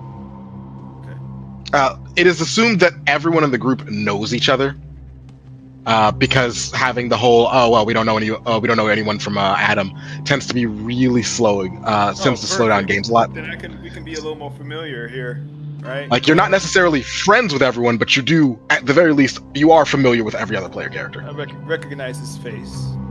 Yeah. All right, which character is this again? I'm sorry, because I got it. Felix Rainfeather. Felix. Rainfeather. If you go to the actors directory, I'm the one immediately above you. Yeah, I'm looking at your what's it called here? Profile pic. Yeah, you look fancy, man. You look like you got your fucking business too, buddy. Are you always walking around with that book? You probably are, aren't you? I have it like on a little leather strap on the side, because it's also my weapon. Okay. Yeah, I mean, can I guess at this point, I don't know, my character's a little chill. I ain't gonna lie. Have you given me your first name, Mr. Rainfeather? Like I said, you know each other. You So. actually give me your first name? Yeah, like we've had conversations before. You know I'm Felix. Okay. So I mean, what are you looking for, Felix? Who are these guys you're looking for? You know I hang out here. You know I can't fucking go anywhere. I mean, there's plenty of us out here. Who are you looking for, man? I don't know, Darwin, Renage, Device, siblings, any of them. I sorry, outside of game, didn't hear any of that. He just said every other character's name. I just said the names of every other character. Yeah.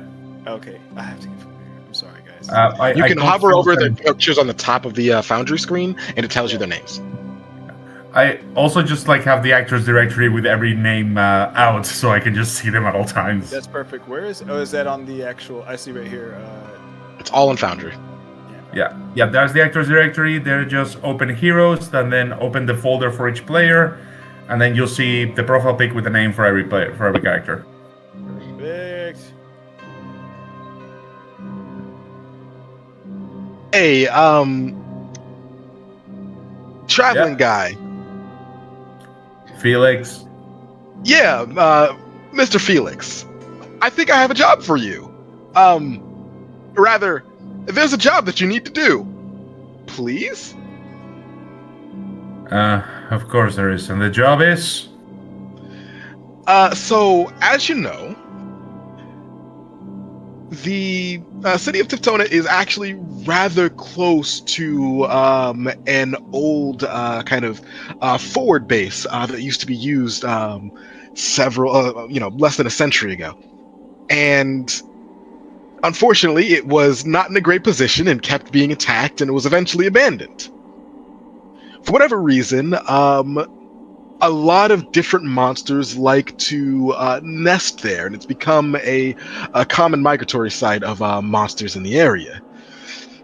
And what ends up happening is that usually we send out a group to go over there and do a routine culling. Nothing too hard.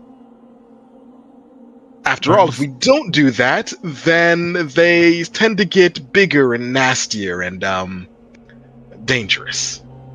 How late is the last routine culling? Half a year? How often are these cullings supposed to be? Every quarter of a year? Yeah, get the others. This is gonna be a bad one. Just, it should be fine. Mostly what we're worried about are, oozes, populating there. Too many of them, and they start attracting more and more magical power, which can sometimes lead to undead. So, just handle it quickly. How much do I know about how quickly oozes get out of control? An excellent question. Why don't you make me we'll call this one a intellect plus esoterica roll. That's a dice pool of 10. Now, you are going to be rolling a difficulty 2 roll with 2 points of complications. With a moderate complication, which is 2 points. If you do not buy off the complication, you misremember a crucial piece of information. Now, if you don't know how to add complications, since this is your first time using the system, I'm going to explain it. Okay. What you do is you click either the attribute or the skill to open the roller. Mm-hmm. Then use then fill in the opposite part of the drop down as it comes up. Mm-hmm. Next, you're going to set up the difficulty, which is itself a drop down. Yes. Then you're going to go into the complications thing, and this one is in fact not a drop down. What you'll do is you'll type the size of the difficulty. A moderate difficulty is a 2. Then space, open parentheses, the description of the complication. So this is misinformation, close parentheses, and then press enter. Okay. Also, I do have a couple edges that I'm not sure if they apply here. I have the research focused edge during an investigation scene. Is this an investigation scene? I would say not yet. Okay, in that case, none of my edges apply. Why do you have edges? Edges are curseborn. Because that's what the sheet calls them. They're just his special perks. Okay. But rather than but there's no other place for them to go, so they're in the edges section of the sheet. Okay, just confused. It happens. Every other SPU game uses edges. This one just happens to fold edges into your paths. Okay, and do I just hit submit now? If nothing else is applicable, then yes. Oh wait, you I are rolled- also That was 10 dice and I only got 2 successes. so That's our goal. Gore. Yeah. You succeed exactly, but unfortunately, you do not have the points to buy off your complication. Fuck. So you would know that oozes are especially in Invest, where the water content is high and there are frequent outlands, which increase the amount of magic energy kind of flowing through the world. That oozes can be a particular danger to any place that doesn't regularly cull them. To the point that if they are left alone for even a week, you'll find whatever area practically inundated with the little devilish bastards. Some of them, though, are more common than others. You're more likely to see things like Laughing Dew, which are like a mostly harmless type of ooze.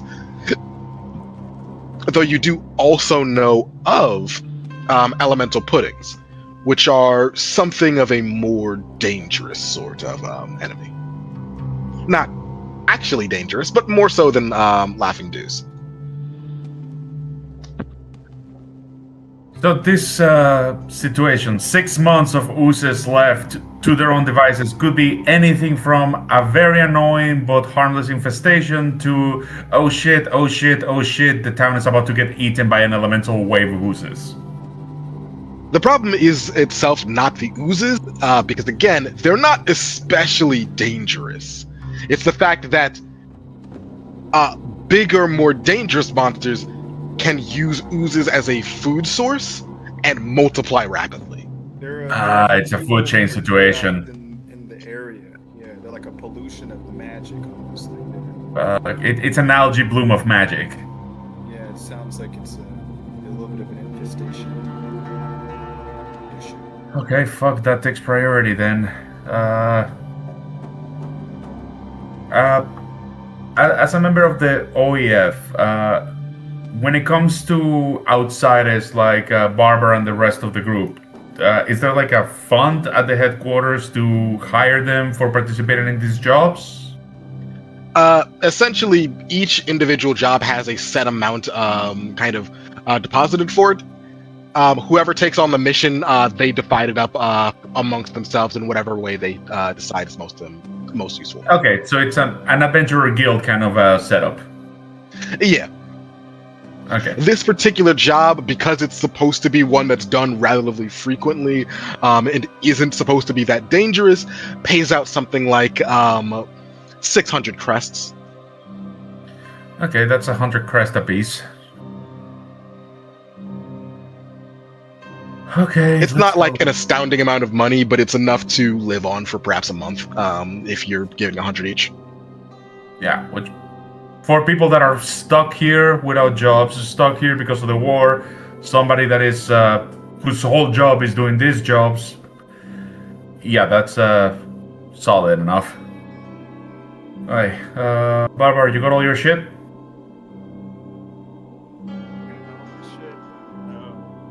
Don't forget your magazine. I remember. Oh yeah, no, definitely, man. I was looking it up. You're sounding really quiet. I can barely hear you. You Sorry, I was trying not to overdo it with the mic. Probably better now, though, right? It just much better. kept looking like my mic might have been feeding back. I kept seeing that green thing pop up when I was saying anything. But no, yeah. Yeah, I was looking for. I think I saw something in here one time about a Ooh Killer, Ooh Smasher 3000. I gotta look for it. There's something cool in here. I gotta look around in this book more. It's My probably magazine's got a lot of shit in here, man. I'm telling you, there's so much cool shit in here. It's probably is that a Warhammer grenade launcher? I saw that earlier. And did it you was see incredible. Yeah, and on the hilt it has a compass. And then What are on the other side, Okay, Hey, man, how many each one of enchantments do these? Wait, I have to ask, how many enchantments do these weapons have to not explode on people's faces when they use them? It looks like you can use the trigger on the grenade launcher even before shifting the form. Is that safe? You have to ground certain magics in certain areas. It's complicated, man. There's a science and technology just as much as it is. I mean, just I a see part there's of a science here. It's just that science is mad. It's really good shit, man. This is the best thing ever. You know what? And those ooze are about to ooze, haha, no pun intended, a lot of fucking magic. And we could use that if we could find a way to fuck with it. Make some tech with it. Got all this How about garbage we in my go- bag. How about we go make sure that there's not an infestation of undead about to eat everybody in this town? Yeah, I'd love to try to make one of these things or something. And Well, for that you fucking need some money, and for that you need money, and to get money we need to finish this job. Let's go find the others and get this shit done with. Amusingly, outside as the you game, say, who let's am go I- who am I find the the most others. connected with, because I don't remember if it was this campaign where we were saying like we all actually have one person that we know more about or something like that. Was that? Yes, It that was was- something you guys were supposed to kind of decide, in Yes. the previous session. Yeah. So, Right, you know, something that I know. In my case, it's Filch. there's a section in the social tab that says bonds. You're supposed to start with a bond of 1 with every player character, and then choose any one other player character to have a bond of 2 with. So I got a bond of 2 with Filch. Probably because he seems to be the only other sane person in this group. Wow, rude. Am I wrong? Yes. I'm Actually, no, you're right. You're right. Renage has been fairly sane. mostly He's well just a adjusted. capitalistic monster. Yeah, exactly. Well, no, he's the son of a capitalistic monster. Yeah, he's just a capitalistic stooge. Oh God! Is this a rich kid feeling guilty, so he goes out to do missionary work in a war zone? Correct. Okay, where is Bonds, man? I feel like It's on the In the social social tab tab. on your character sheet. under social.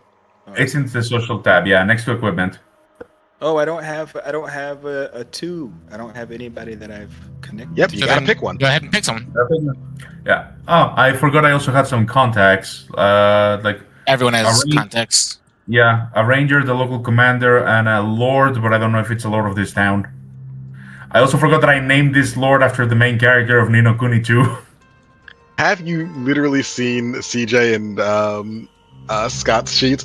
Half their fucking characters are One Piece jokes. Yeah, I'm fucking aware. I mean, come on, Filch D. Vice. Yeah, steal the thing. Yeah. CJ's a dad. He's allowed to have at least 3 puns a session. I mean, Finn device. He finds the device, and he also has a fin because he's a fish man. He's a shark. Okay, yeah, I actually. I don't think added sharks are my technically extra fish. Bond to Finn because I think my character would be absolutely floored. So you don't put it on the bottom. You put it on the top to the right. Yeah, it's try. Also, The bottom dot is having used that bond for a Okay. group roll. So I you think click because it's not on here. what's the magic it? Where's the edit mode? There we go. You don't have to edit. You don't have to edit. You just have to click the thing. It didn't do it. It just when I did. went into edit mode, it let me. I know, but I had it in edit mode to do it. Like it won't let me click it. You don't have to open up the bond at all. That's what I'm saying. You can just kind I of click have them. no clue. And I just fucked You this can just up. click the dot like It's you not would. that big a deal. You good? Okay. I mean, is that what I was supposed to do though? That thing there. It was just Okay. clicking one button. You're good. Hey man. Your first time Easy, using on, this. easy I like how- on the slow guy. All right. No, I'm just checking. I'm not being mean to Gore at all. Wow. Wow. Oh, Okay, Lord. I have an excuse for being slow about anything. It's currently 3 a.m. for me. Exactly. You acknowledge that you're slow. All right now. Okay, so yeah, so I'm close to Finn. At this point, if he's asked about Finn, I would want to say something like, "Yeah, I mean, I'm a homie." Well, the good news is, as soon as he asks you about Finn, Finn literally walks up, opens the door to the OEUP office, and sees the two of you talking about him. Oh man, Shark Man, what's up, bro? You don't have to call me Shark Man. I guess you call me Finn. I love your fins, man. Yo, Vice. Felix. Chunkle's hurt. Sorry, what? Chunkle's hurt. Don't piss off the main healer. Don't drink salt water. You got hit with a chancla. Yeah. Yeah, we call that an Invesian baptism.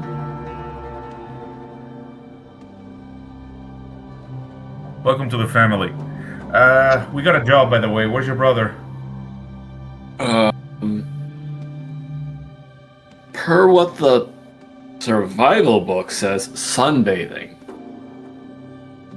He's not still screaming at that stream, right? Off in the I distance. don't know. Filch, When what I are you left, he screaming? was. CJ, is Filch still screaming at the stream? No, the stream is behaving. Is that the heat stroke talking? Possibly. It might be. Look, there's some oozes we gotta kill and potentially bigger things eating the oozes we might have to kill, so we gotta go into the swamp for a bit. We already needed to go into the swamp for Renaj's item. The town needs herbs. So I look over at the OEF office guy. Are we short on the herbs? Are we short on those herbs for the healing hut?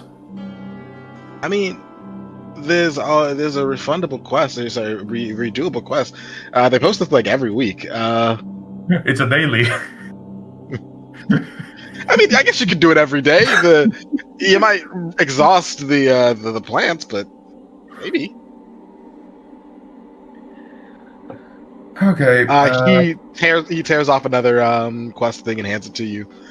This one appears to pay you out something like 400 marks. Looking at them, do they seem to be in roughly the same direction? Sort of, kinda. You would know that it's something like a 3 to 4 days journey to get to the fort. And generally, the herbs you're looking for should be in the same general area. Okay, so we could look for them while we're traveling to the fort. Okay, that seems like a priority, particularly if there's an attack while we're gone. Yeah. Also, is the notes? The what? Darvin's on board for going out into the swamp. He's just finishing up with his troops, so they should be here to defend. Good. I'm still not fucking used to how Oridonian militia work, but if he's training people up, that's good. Yeah, I don't understand the finer points of it either, but then again, structured military organizations are never our strong suit. Sure. Yeah. If I recall, the Oridonians currently have like this massive plague, and we were sending them a bunch of humanitarian aid and food before the Prime Minister got assassinated. Yeah, it's not necessarily it's more they have a blight that's affecting their crops. The people aren't super sick or anything, though obviously they are suffering the edge of starvation because the Oridonia also has a lot of commitments and promises to send out food to other nations who are otherwise acting like they're planning on withholding aid if they don't fulfill their promises. They also need that food to feed their own people, so they're kind of in a catch-22 situation. So we were the only ones with like a food surplus, and we were sending them just humanitarian assistance out of friendship. Yeah, you weren't in a surplus, but you did have enough that you could. You weren't at like a great surplus, but you had enough bounty of the land that you could afford to send a little bit. And you were currently being invaded at the time, and it turns out that does not make the population happy. Could have guessed. Yeah. The situation was a bit of a shit show. Okay, you go get your brother, I go get Darwin, Barbara, you go with him, and we meet up at the healing hut to pick up Renash before heading out. Sounds great, dude. Make it Okay. happen. See you guys then. All right. And I'm gonna step out of the hut, and I'm just gonna fly up and go in the direction of where Darwin would try to look for where Darwin is with the troops he was training. It appears that the only place in the entire town that isn't oppressively hot and near impossible to be comfortable in is the open air, as your cutting movements cause a breeze just for you. Yeah, it's not the heat; it's the humidity. The humidity is killer. Yeah, no, like everybody here has perpetual swamp ass. You said it, not me. Look, I lived in Panama. I know how it goes. I have lived in a swamp for the vast majority of my life. It's unfortunate, but it is just the fact. Yeah. Like, it's that kind of heat where you have to take a cold shower in the middle of the day just to feel like you can breathe again. Yeah. Summer's not great. Like, especially now.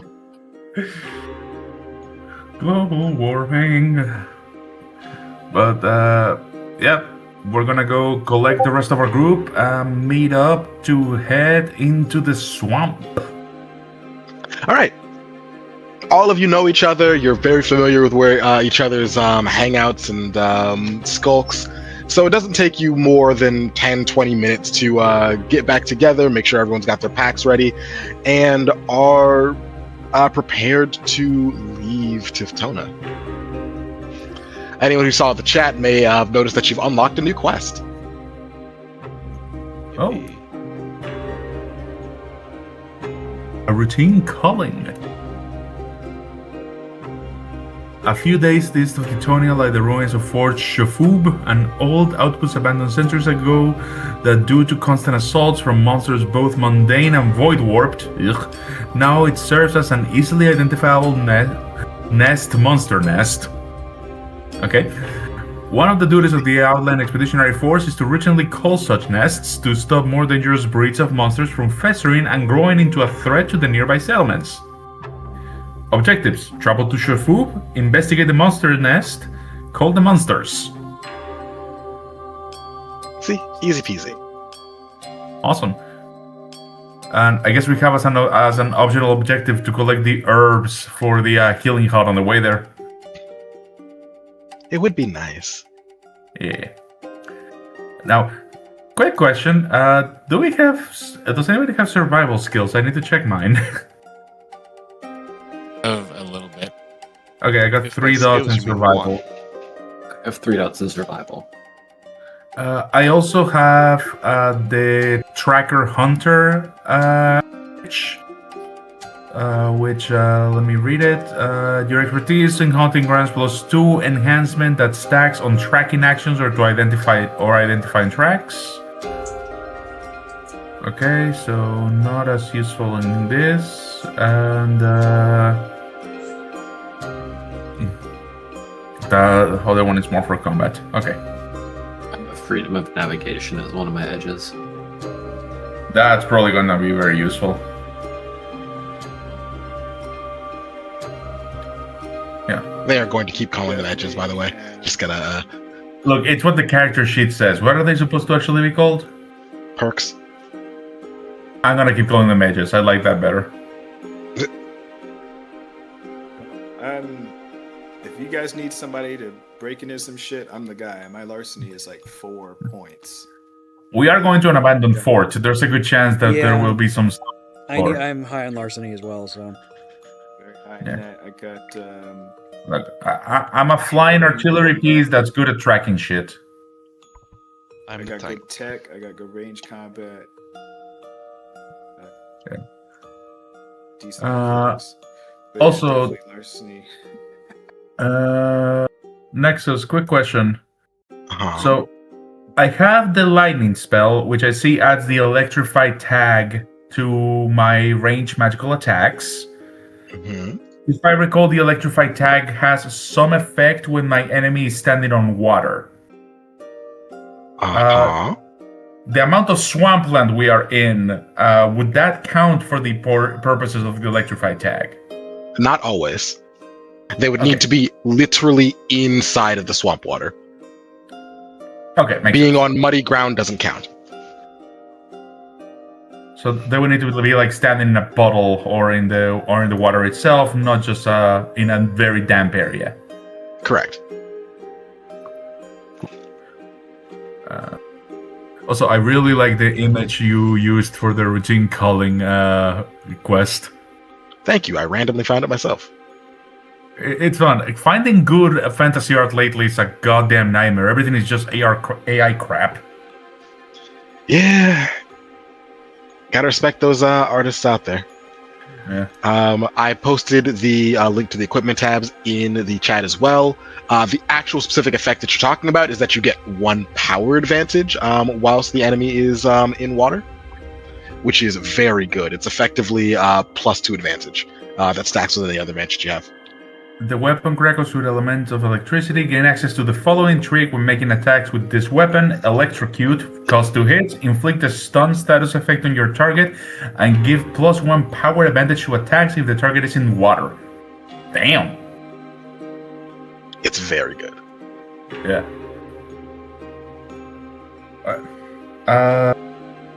So, how does navigating the swamp work? I'm glad that you asked. As you know, it's going to be several days of travel, no matter how you cut it. There aren't that many swift ways of navigation, and unfortunately, the waterways that permeate your particular village don't travel comfortably to the place that you're trying to go. For a number of reasons, largely safety. Unfortunately, any water route that you could take to take you over towards Fort Shofus is one that any number of predators could also take. It's got Crocodile Highway. Exactly. So, you're unfortunately going to have to hoof it.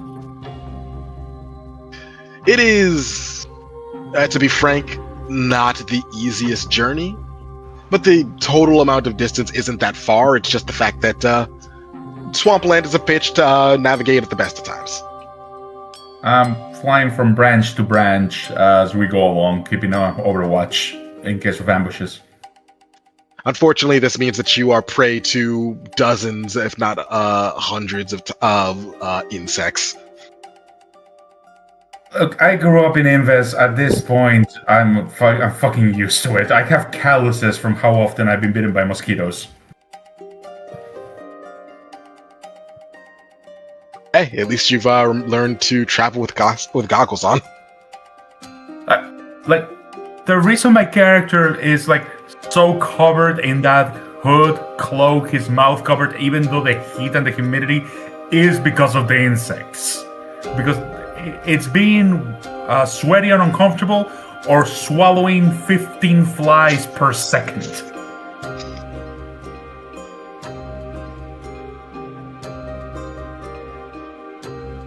Now, to answer your actual question, what we're going to do is we're going to make a series of what are called group roles.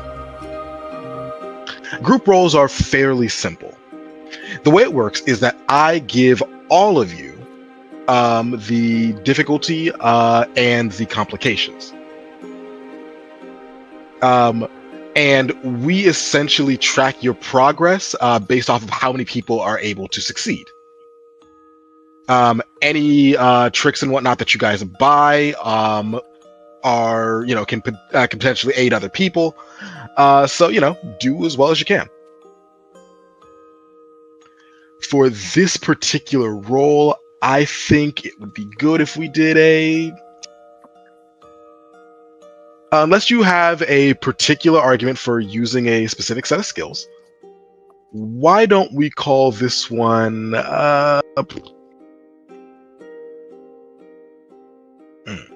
why don't we call this one a cunning survival to travel? Would this role also cover looking for the medicinal plants? That is not currently on your path. Okay. This would be difficulty. This is going to be a difficulty 3 roll, and you will all have a minor complication due to. Actually, you all have a moderate complication due to the difficulty of moving through the terrain. Even if you fail, all that happens is that you are a bit tired, and you move slower than you intend. Okay. That's the complication of not buying it off. Okay, I have no idea how mechanics work. What am I supposed to do? You're supposed to make a roll. Go to your Do character. you know how to do that much? Just click roll? No, not quite. Yeah, I don't know. I'm not sure exactly what I'm supposed to do. I understand. Do you know how to make a roll at all? Any kind. Yeah, I mean, I see the dice at the bottom. I have to click them. On your character sheet. On my character sheet? Every roll in this game you're going to be doing through your character sheet. Unless I tell you I can something see. random like roll a d100. Okay, I got you. Yeah. So then what are we clicking? This is going to be a cunning survival roll. So you'll click either cunning or survival, and this will open up a new menu for you. I see, I got you. Remember that you guys are also allowed to spend from that group pool of momentum. Momentum will add an additional hit to your roll that doesn't stack per point of momentum up to 3. How much momentum do we have on the pool? You should be able to see at the bottom, it is currently 7. If, Felix, you decide to fail, you have to spend momentum first. If you decide to fail, then you will actually add an additional point of momentum to the entire pool. The momentum resets to the number of players in the game at the start of each new session. We have 7 momentum, so if it's okay with everybody, I think I'm going to use one to not fail, so I'm not. You have to use it before the roll. If you would like to change a failed roll into a success, that actually costs 2 momentum. But you do still suffer every complication that would be on the roll. In that case, I'm just going to take the failure and get us to 8 momentum. All right, Mo. Okay, so you said it's a cunning survival. Do I use the skill and the attribute for that, or just the yes. one? This is what's called a dice pool game, where you take a pool of your attribute and your ability, and you add them together to roll that many dice. Mm-hmm. So you're going to click cunning or survival, and then you fill in the other dice source from the drop-down menu. Right, but is it cunning or survival, or cunning and survival? Both. It's cunning. I was telling you to click one or the other because it doesn't matter where you start. I see. Oh, I see what you're saying. Yeah. Well, I've got both. Okay. And then you're going to one complication. I heard you say that. Yeah, it's 2 complication. 2 complication. Okay, sorry. Oh, it's all good. I can't actually get complication to add. What's it look like when you do it? Survival.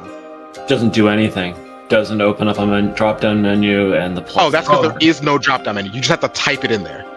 2 open parentheses, whatever the description of the complication is, close parentheses, enter. Or press the plus. What's the complication? The complication in this case is difficult terrain.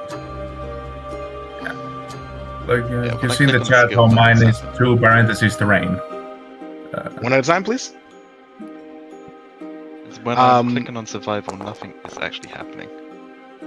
Interesting. Let me see your sheet. Like it's not bringing up the rolling window. I see it's popping the skill in the chat for you for some reason. Are you display card? Are you right-clicking or left-clicking? Left clicking. Try clicking cunning instead. Does that do anything? No, nothing's happening. Interesting. I've not seen that error before. Make sure that there's nothing on your keyboard like holding control or alt or some nonsense. Would, If All free. would freedom of navigation work in this situation? what does it say? You understand That's the not being currents and sarcastic. no, you understand the currents and the position of the stars to navigate without the guidance of tools or a map. You always know which way you are facing and never suffer penalties or complications to navigate. You gain a +1 enhancement that stacks to navigate or reorients yourself using your instincts. You both don't suffer the complication and can get the enhancement from freedom of navigation. Hell yeah! Same for you. Same for you, Nice. Filch. Finn. Well, I already rolled, so it's not going to matter. I passed, so because I have freedom of mean- navigation as well, I could have used it. Yeah, but now you don't have to worry about the complications. You did pass exactly, so no complications. Right. So, what's the difference between failing, passing exactly, and passing without the complication? It depends on whether or not there are complications in the first place. There's not really a difference between failing with a complication and passing without a complication. It just means that you pass and you don't get to do anything fun. If you pass and have extra hits left over, you can do fun stuff with it. Okay, and in my case, I just straight up failed. Correct. You're not the Nobody only mind one. if I use 2 momentum? Actually, am I affected by the difficult terrain given that I'm flying?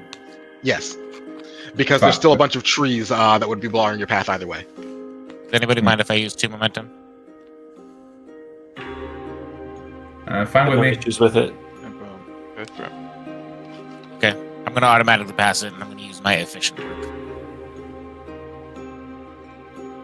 All right. What does your efficient perk do?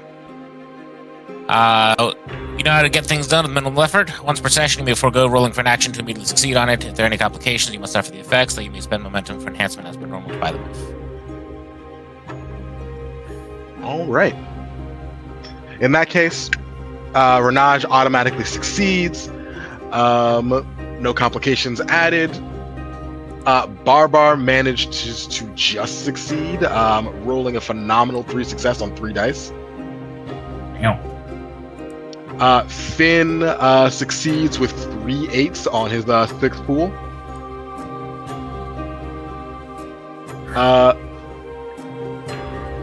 It looks like Darvin managed to get his roll working. He just had a bad pool. Yeah. Oh my Did you God. figure out what the issue was? I have no idea. I just refreshed Foundry and it started working again. It ain't an online game without technical difficulties. Yeah. Also, I figured out to look at my dice in my roll. I got a 10, and the rest of my 6 dice pool was all failures. Yeah, that'll happen sometimes. Fuck. And did you roll Filch? I don't. Can't tell. Yeah, I did. He did it. 2 hits, 2 available hits. Awesome. Oh, you set the difficulty to 1 instead of 3. Oh, oops. So I got So you have no extra no hits. extra hits. You succeeded exactly. Yes. Sorry. All right. Don't be sorry. It's your first time running, playing the game in a long time. We're allowed to make mistakes at the beginning of our game. But if you keep making these mistakes, these rookie mistakes 6 months in, ooh boy, I'ma get you Don't worry, I will. a pair of reading glasses. Which, honestly, unfortunate, because if you had had those available hits, you could have used the assist trick, so I also pass.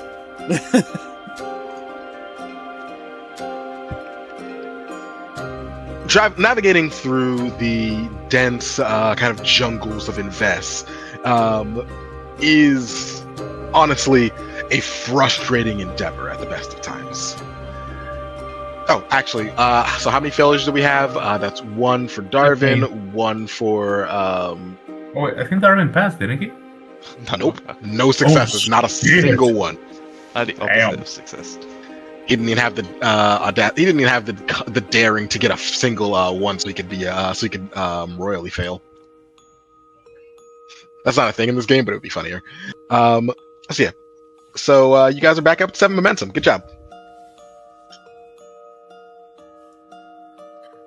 is a frustrating endeavor at the best of times. There are hundreds of species of insects here. Most minor annoyances and some incredibly dangerous, almost like Australian level terrors. Oh no! And obviously the most obvious, cute looking little things. Massive teeth. Those are harmless. You can just punch those.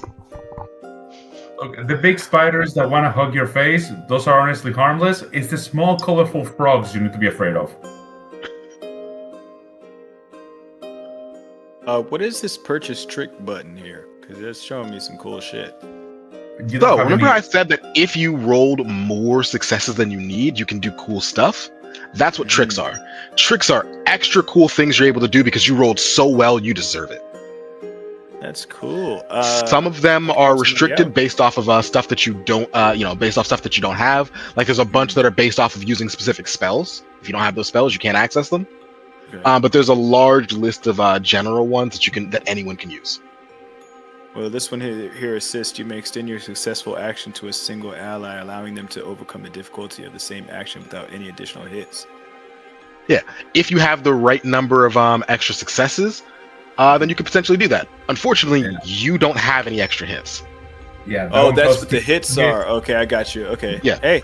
Every I'm time you get figuring a it die with a success on the face, 8 and 9 are one Yeah. hit, 10 is Gotcha. 2 hits. As long as you get more hits than the difficulty, you can spend the extra to do cool stuff. out. Yeah. Nice. I like that. All right. Well, I guess I wasn't. I was. Save yourself. succeed. Okay. The problem, as it turns out, is less navigating the terrain in the area and more doing so with people who've never actually trialed the jungles before. There are a number of very subtle signs that you, Felix, keep putting yourself in the way of to stop your less traveled friends from accidentally setting off, struthers or other, dangerous beasts in of the wild. And it's honestly kind of exhausting. I have to pick up Darwin before he steps onto what looks like a shallow puddle, but it's actually like a deep sinkhole that would send him into a nest of vipers. Turns out a full suit of armor was not good swamp traveling God damn it! equipment. Right. You keep, There. you're supposed to be nice and comfortable as you're floating above all of the pathetic peons below you, your friends. Unfortunately, they keep almost accidentally getting themselves killed, so you're spending more time and effort keeping them alive and on the safe tracks. What's obvious to your eyes, than actually luxuriating in the fact that you are not bound by gravity like a mere mortal. Did none of you read the pamphlets? I'm not drinking salt water at least. That's just the cover. Oh, mean- there was more.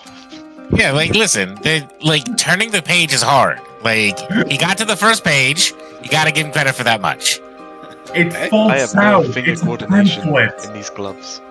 Get a You know. pamphlet. I want a pamphlet.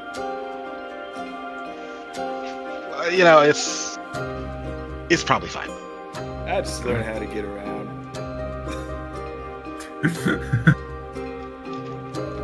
Not from around here. It is going to take you some time to get where you need to be. But maybe that's a good thing. As the first day passes and you kind of get an opportunity to sit about on your, various tents and whatnot,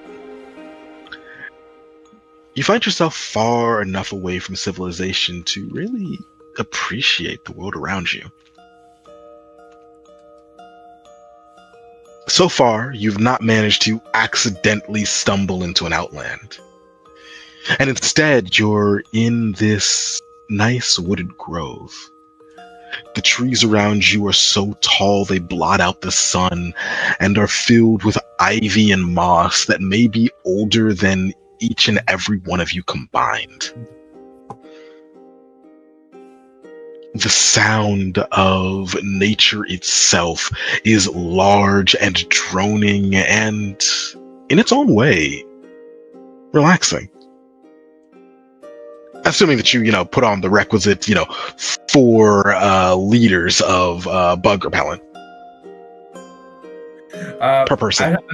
I have a fucking mosquito net that I just set all around my shit.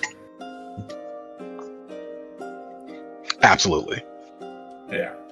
I've got a nice little aerosol can that I recycled. It's got like some essential oils in it. Just kind of spraying them around. It's just a bunch of capsaicin. Pesticide. Yeah, it's amazing If what it's people working. throw out, man. Perfectly usable can. You just have a can of capsaicin that you use both to kill insects and to season your food. Yeah, this one's got hot sauce in it. I whip it out of my backpack. This is my hot sauce spray. Anytime I step out of my bug net, I am trying to use the lightning spell, holding it on my hand, so any bugs that approach me just get zapped. That's awesome. There's an almost constant noise of There's a point where you're just kind of holding it here, and it's louder now than it was when it was just a bunch of bugs flitting around. There's also the extra for Barbara just going like, ew, ew. So you're hearing like bug zapping and aerosol spray. Renaj, I have a question for you. That's a big one. Yep. How does it feel to be surrounded with so many people who very clearly have never touched grass in their life? I mean, he didn't touch grass until, fairly late in his life. He spent most of his life around people inside, in a mansion. So, it's not like he's. Do you think he recognizes that he's better off, that he's particularly spoiled, or do you think he's like, man, these guys don't know anything, while also like sleeping less than 15 feet away from like a cow pad or some nonsense? He understands that he's, not great at things, but he's happy to be part of a team. Like, he respects the people that he travels with. He likes them. He feels like they can help do good things, which is kind of what he wants to do. Does he check his privilege? I mean, he doesn't talk about his family whenever he can help it, and he tries not to utilize daddy's money as much as possible. So, like, he has like a genuinely incredibly necessary job, and he just feels that it's his life's mission to bring some element of balance to the world. So he's trying his best. I'd love to hear that. Hey, Ren, can I call you Ren? Suppose, if you want, yeah. Cool, man. Hey, you want some of this stuff? Yeah, it's real easy. It keeps all the bugs away.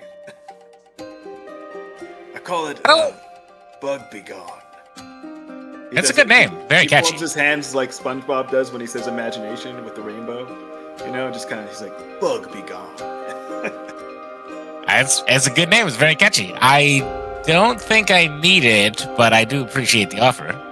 Absolutely, man. These things are just so annoying.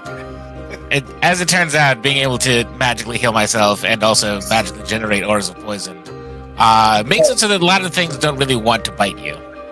Wait, so I have lightning, you have poison, he has a can of bugs. Are bugs just like falling off of this guy, just like showing up, biting, and then dying? Like, just. Yeah, like he's still getting bit up.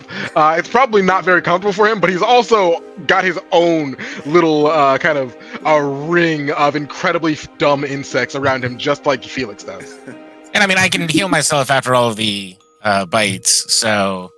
Yeah, it's mostly uncomfortable for a little bit and then perfectly normal. Right. Like any normal person where a fly would just fly by and land on you and leave. That's all that's happening at this point for him. But they are The leaving. weird part is it and seems like they're dying. continually They're- going to him, almost like he smells good, and then they immediately die. He's a walking bug tape. You know, like a bug. No, it's what's that plant name? He's and die. He's like the corpse flower, the one that smells Yeah. like Absolutely, Rafflesia. Thank you. I only know that because of an anime reference or a manga reference, actually. Corpse flowers smells absolutely disgusting. So I don't Yeah, they know, they man. smell. I mean, unless you're a fly, then it probably Yeah, I was smells about to say- pretty Yeah, awesome. that's the true. point. It attracts flies because it smells like a corpse. I just have to wonder if are we pleased with his smell at this point now? Because I think it's up to y'all. I grew up in the swamp. I'm used to the smell of dead things being decomposed. Felix does not notice. He smells like a flower. Smells like honey. Yeah. So, how much progress did they actually manage to do on the first day, given those two failures? You make about what you were expecting. You were very tired, having saved them from trenches and almost going into the water for what they thought was a boat, but is actually just a rather bark-colored gator kind of thing. Okay, you guys wake me up for last watch. I'm gonna go pass the fuck out and just get under my mosquito net and roll into my bedroll. Fair After enough. Yeah. Filch, Yes. you haven't really had a chance to talk yet. I think. Stupid stream. Darn you, stream! You're getting in the way of me having screen time. No, the stream thoughts are coming back. But Filch, Yes. you haven't really had a chance to do this in a while.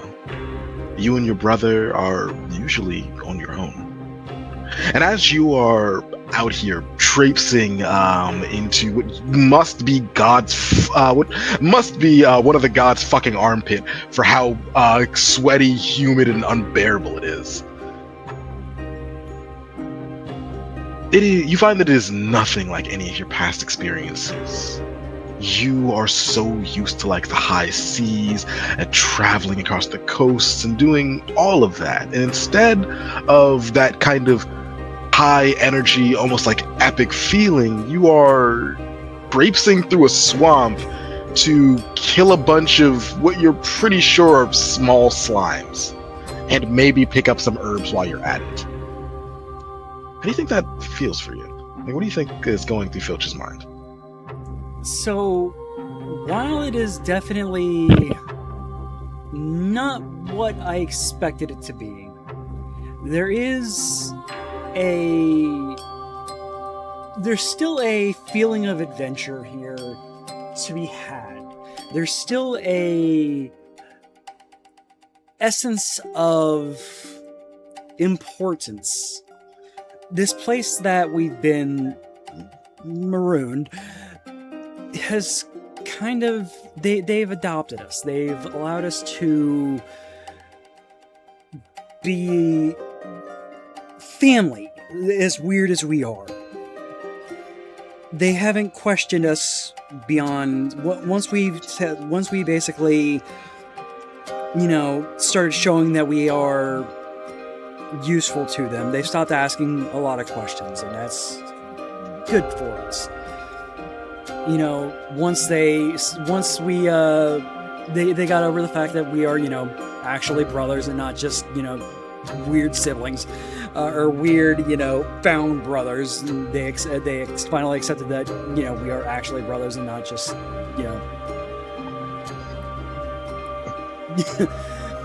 Your proper siblings. So. Yeah, exactly. Proper siblings, not just what we are, what we say to be. We are who we say that we are, not just whatever they want us to think we are. I didn't just pick up a weird shark kid and say that he's my brother now. They've become as close to a family as they can, as these mainlanders can be. So knowing that they need help is important. And while the gods' forbidden swamp is where they need us, we're here. And the stars are guiding us the same way as they do on the ships. So this is where the stars are guiding us. This is where the stars are leading us. It would be nice to have I don't think my daggers are going to be real great digging into ooze, but it is what it is. While I didn't believe my story was going to be, I thought my story was going to be riches and glory, digging through, going into castles and taking riches and, that kind of thing, not digging through swamps. It is what it is. It is an old fort. There are potentially opportunities there that you may not otherwise get. In fact, you do have an opportunity here. As you're kind of sitting down, bedding down for night, eventually you do have an opportunity to talk with the others, over a meal or what have you. Do you want to kind of talk to one another, see if you can see what you know about the place you're going to in the first place? Yeah, absolutely. Because definitely have no idea of anything, like any kind of idea of what's going on here. Told you it's 8:35 as opposed to 8:59 when it starts getting ungodly dark. Yeah, it got slightly dark over here, so I had to turn on the light fixture behind me, which is why I started being Imagine having rained in light. Yeah, that's when the gates of heaven open around you. I hope not. I still got shit to do. When don't you? Yeah, as we're sitting Imagine down projecting the rapture because you've got a fucking animated shit that still hasn't finished. my dude. No, it's like Listen, I need to see season 2 of Witch Hat, okay? Screw that. When Give me a fucking wolf. Season 3 of Spice and Wolf? Oh boy. Yeah. Season 2, really. Of the new one. As we're sitting down to supper, I am going to kind of look at everybody and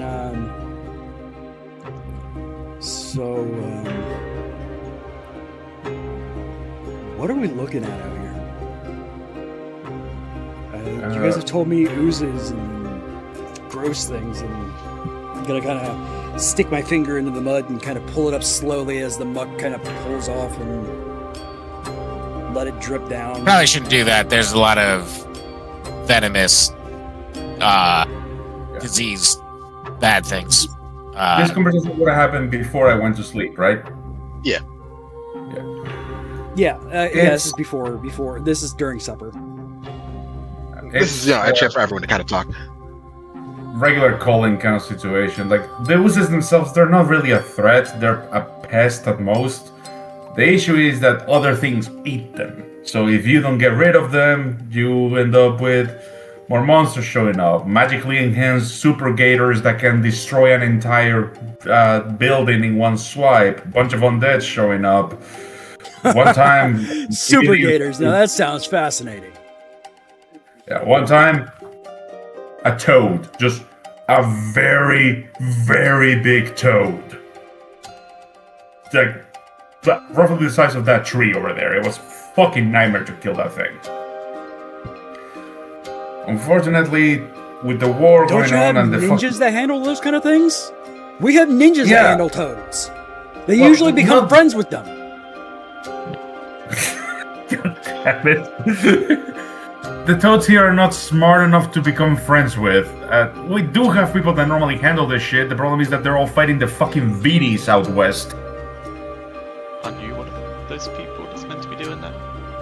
Yeah, I'm here on rotation. I was in the front line until like 2 weeks ago. Like, I see. I mostly do, and the lightning starts crackling on my hands again. Like, I'm kind of treated as an artillery piece when I'm up in the front lines. So every now and then they give me a little time to come here, try to deal with whatever fucking issues are happening in the back while the war is going on, and have a chance to see if I can learn some new tricks to blow up more of the bastards. It must be very important to the war effort then. Like side-eyes you. I'm useful. That's really all that any of us can aspire to be. Well, as long as this whole mess is going on.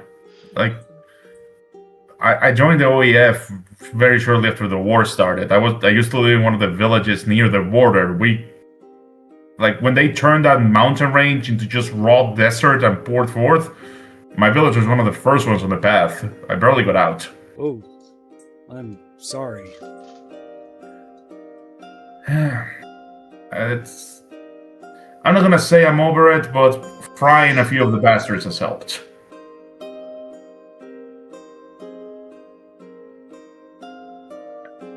Like, you lot are the ones that are honestly odd. Like, none of you are Invesian. How did you end up here? Honestly, By ship. Fame and Glory kind of dragged us out here and kind of wound up into the war. There's a place where you want flame and glory. A war with giant demons is definitely a place to seek it.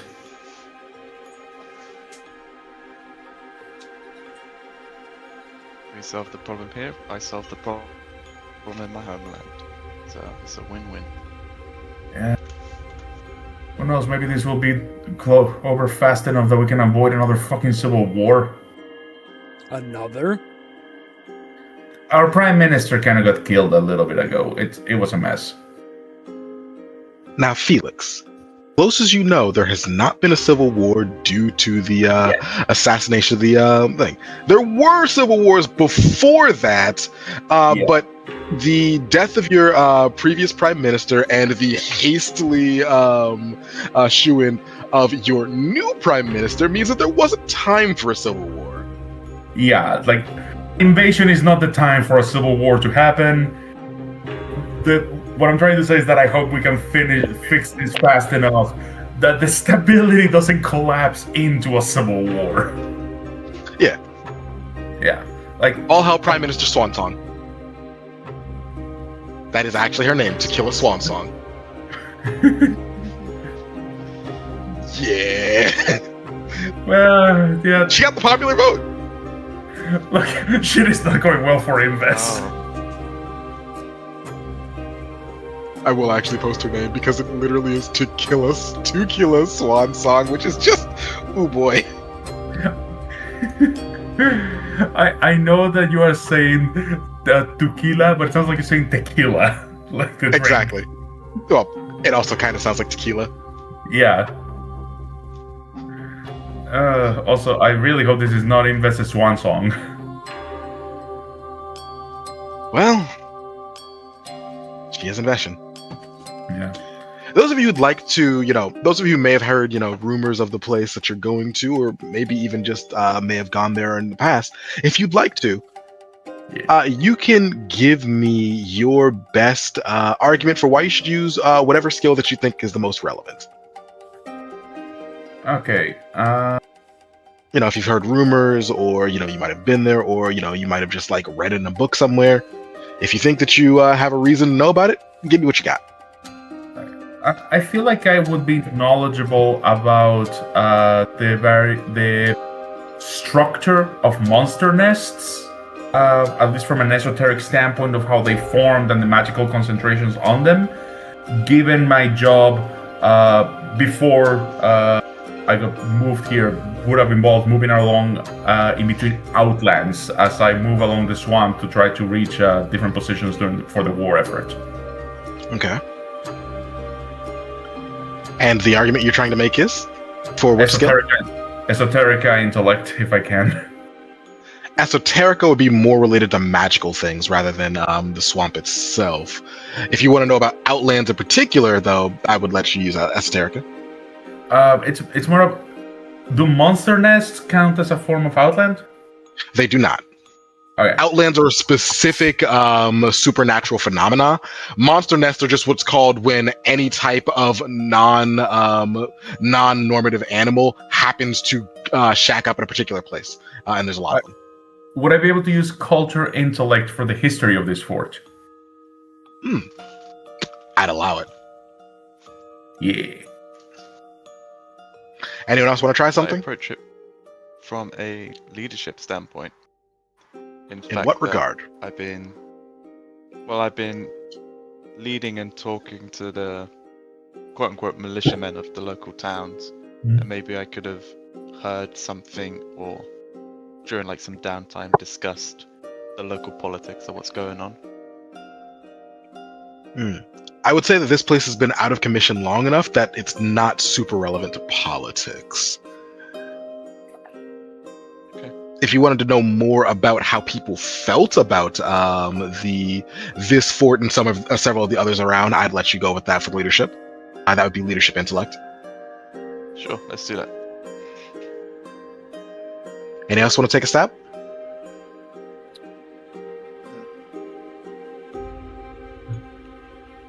So, I mean, I feel like I've been out here long enough to hear rumors about some of the stuff that might have existed in the fort, specifically as it relates to medical supplies or other things that might have befallen the fort as disease or other forms of plague befallen it, as he kind of has to know what has happened in the past in order to be able to understand what might happen again in the future. So I think maybe medicine. I would say in this case, you would know that the fort wasn't abandoned due to disease, but due to the fact that it kept being attacked by monsters and they ultimately couldn't continue on protecting it. Just very, what's that one from Ruby that was right beneath the city? Mount Glen. Yeah, Mount Glen. It's kind of a Mount Glen situation. They built a big fort, gave it all the defense they could. It turns out monsters really like biting on hard bones. That's fair. Clearly, the answer is to have fewer bones. I figured it out. Correct. If you're a Right. cartilage man like one of us here, you're fine. That's why the oozes are there. They're perfectly happy. What about diseases that could be caused or spread by the presence of ooze? Is that something that medicine could apply to? In theory, yeah. Is that what you want to? Are you interested in doing something like that, or do you want to try out some other skill? I think that makes sense. I think that's reasonable. Because I'm now wondering if maybe the oozes and the lack of the callings might be connected to the new disease that was spreading back at the village. All right. So, Gore, you wanted to know about outlands local to the fort. Yes. Going by the history of the fort, the situation, what the situation was, why and when it got abandoned, like what were the attacks that were happening there. All right. So you were more interested in the history of the fort itself, and I said I'd let you do a Culture intellect. Yeah, culture intellect. We're gonna call that one difficulty 1. Okay. Lee, you wanted to know more about the politics of the various of the area and how they related to the various forts, those still being manned and the abandoned ones. Yes. Yes. And I said I'd let you do. Oh, please. I said, and then we said it would be more about how the local people feel about it. I will let you have a leadership intellect on that one. That's going to be difficulty 2. And Renaj, you wanted to know about the you wanted to know about the oozes and the local area of the fort and how they might contribute to any diseases that people could potentially catch. Yes? Yeah, or the poison, if they're related to that as well. And we'll call this one a medicine. Let's call this one a. Let me just check because I think it says so. Ba-ba-ba. And we'll call this one an intellect medicine as well. A lot of intellect today. You all may notice that if you hover over the skills that you have on your sheet, it actually tells you several use cases based off of different attributes. You can also right-click them and press view view, and it will open that up to make it easier to see. Were there any complications to any rolls or anything beyond a difficulty of 1? I believe only Gore has a difficulty of 1. The rest of you have difficulty 2 rolls.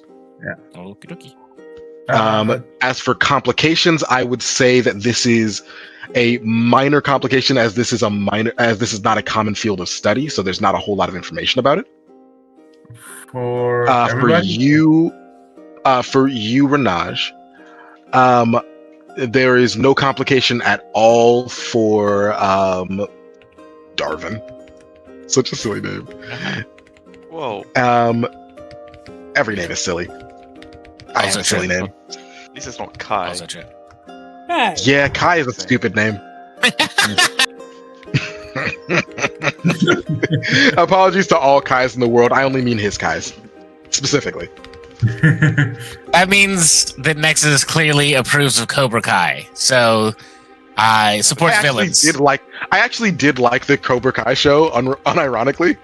It's not like great, but it is fun. I I have would seen- never deny supporting villains.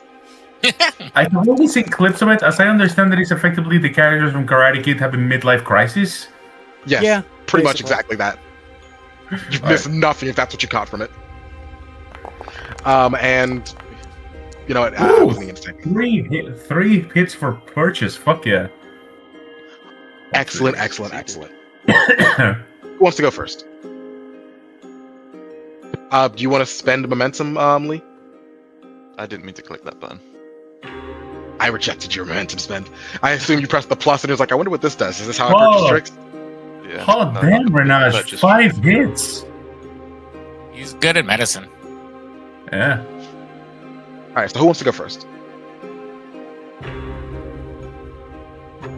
Please, don't all ask at once. I volunteered. You said Renaj? Alright. Renaj, you have done a little bit of study into oozes. They are, as it turns out, wonderful carriers for various different liquids. And in your own studies, you found that often liquid medicines that they are exposed to, that they manage to integrate into themselves, have far longer shelf lives than they're supposed to.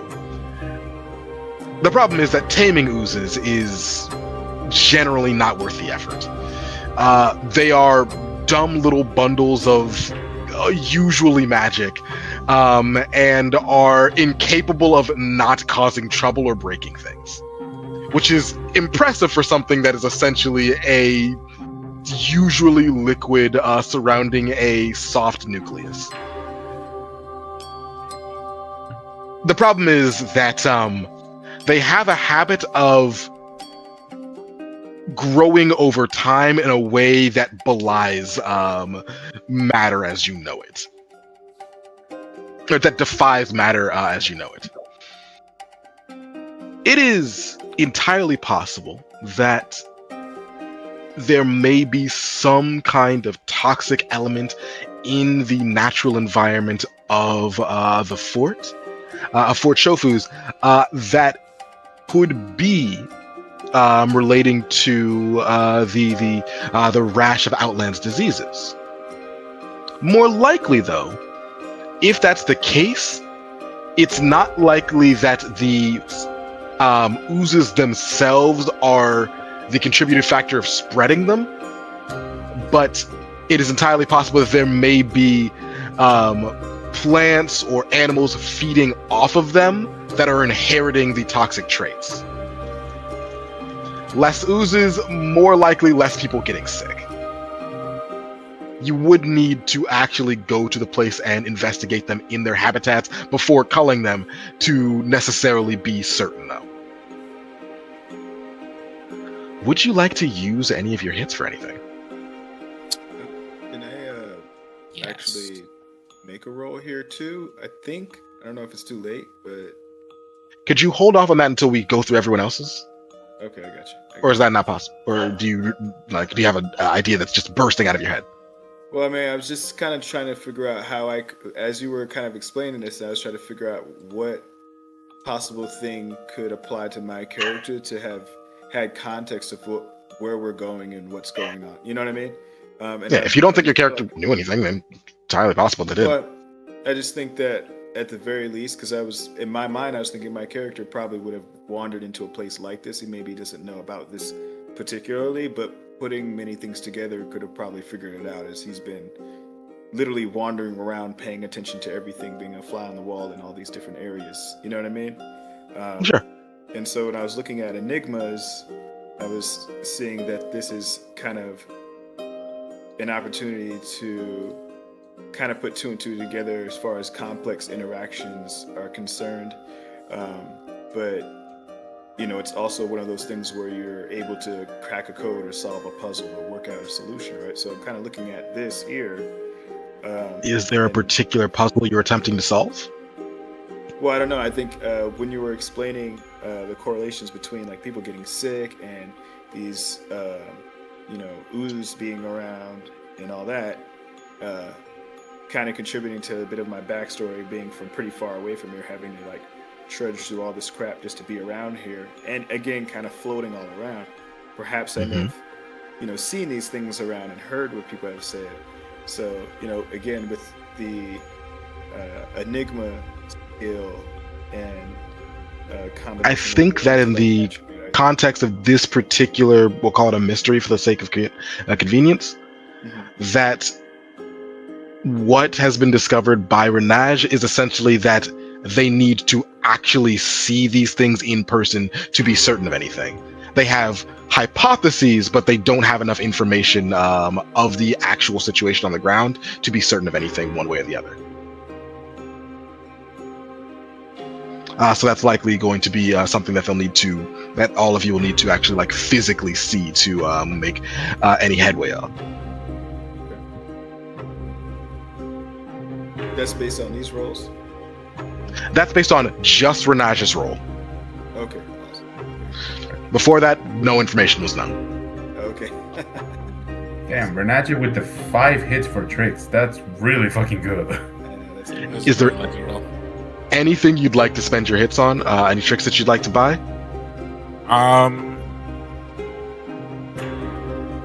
I think that I would like to. Can I buy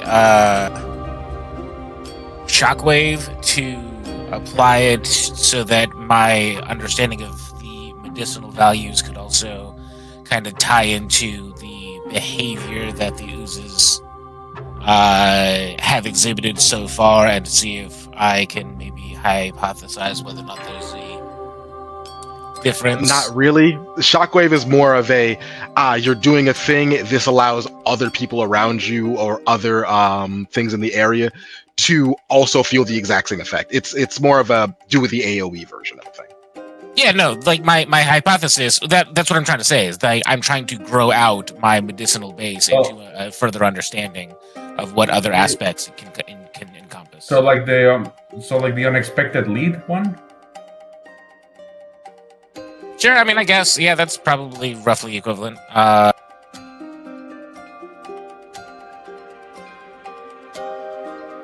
Sure, let's say you can use unexpected lead for this.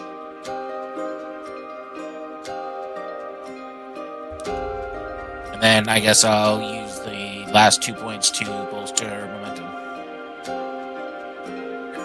More momentum. Or actually, if you just press bolster, I think it just does it automatically. Yeah, I'm doing it right now. Oh, nice. Yeah. I would say that... Oh, that's What was awesome. It subtracts the hits you spend automatically from the chat. It does. It's very cool. Yeah. I would say that you are, as you kind of investigate this further, you're becoming increasingly certain that oozes are not what you need to focus on. That there are some environmental factors that need to be addressed first, and that oozes, if they are, what's helping spread them, are not the key. They're just a part of this sequence, this cycle. And that you might need to, that they themselves are just in the middle of the process, not anything near the start of the end. Okay. So you're certain that you may need to spend more time actually investigating the fort itself as opposed to putting feet down.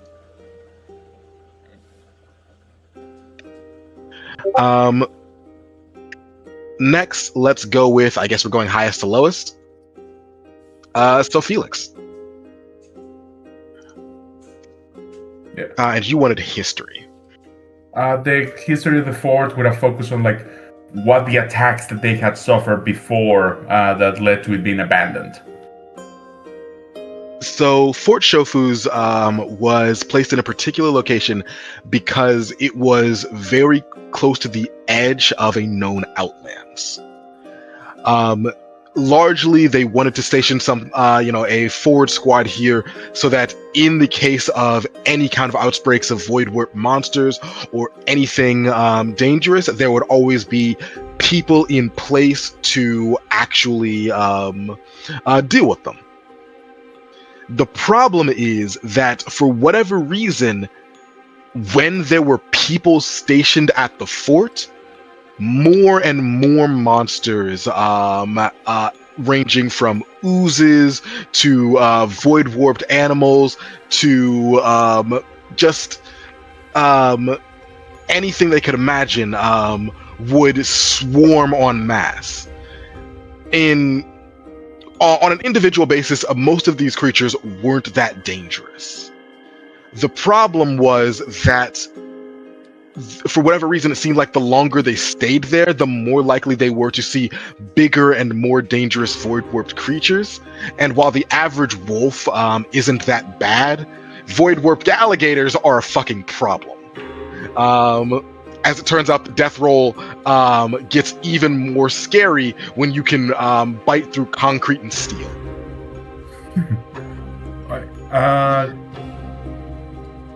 Would I be able to apply my research-focused perk on this? During an investigation scene, you may immediately gain a piece of evidence relating to demons, outlands, the void, or people's activities relating to such. Yes, though I don't know why the light in my room just turned off. That's not a great sign. That's a bad sign. Because only that light went out, but not any of my other electronics. We're gonna ignore that. It's 9 o'clock. Yeah. So about this outland, is this outland known to generate some type of creature more often than others? Not especially. Outlands do not create creatures; they mutate what already exists there. Okay. Some animals are more resistant to that than others, but that seems to be more of a factor of happening to exist in the space for longer than anything else. Alright. And I would like to use my 3 hits for unexpected lead to try to figure out anything that I can about what is the kind of monster or creature that is most likely feeding on the oozes that we might encounter. This is relatively known information just due to the the fact that this is a frequent task. People have missed the deadlines before.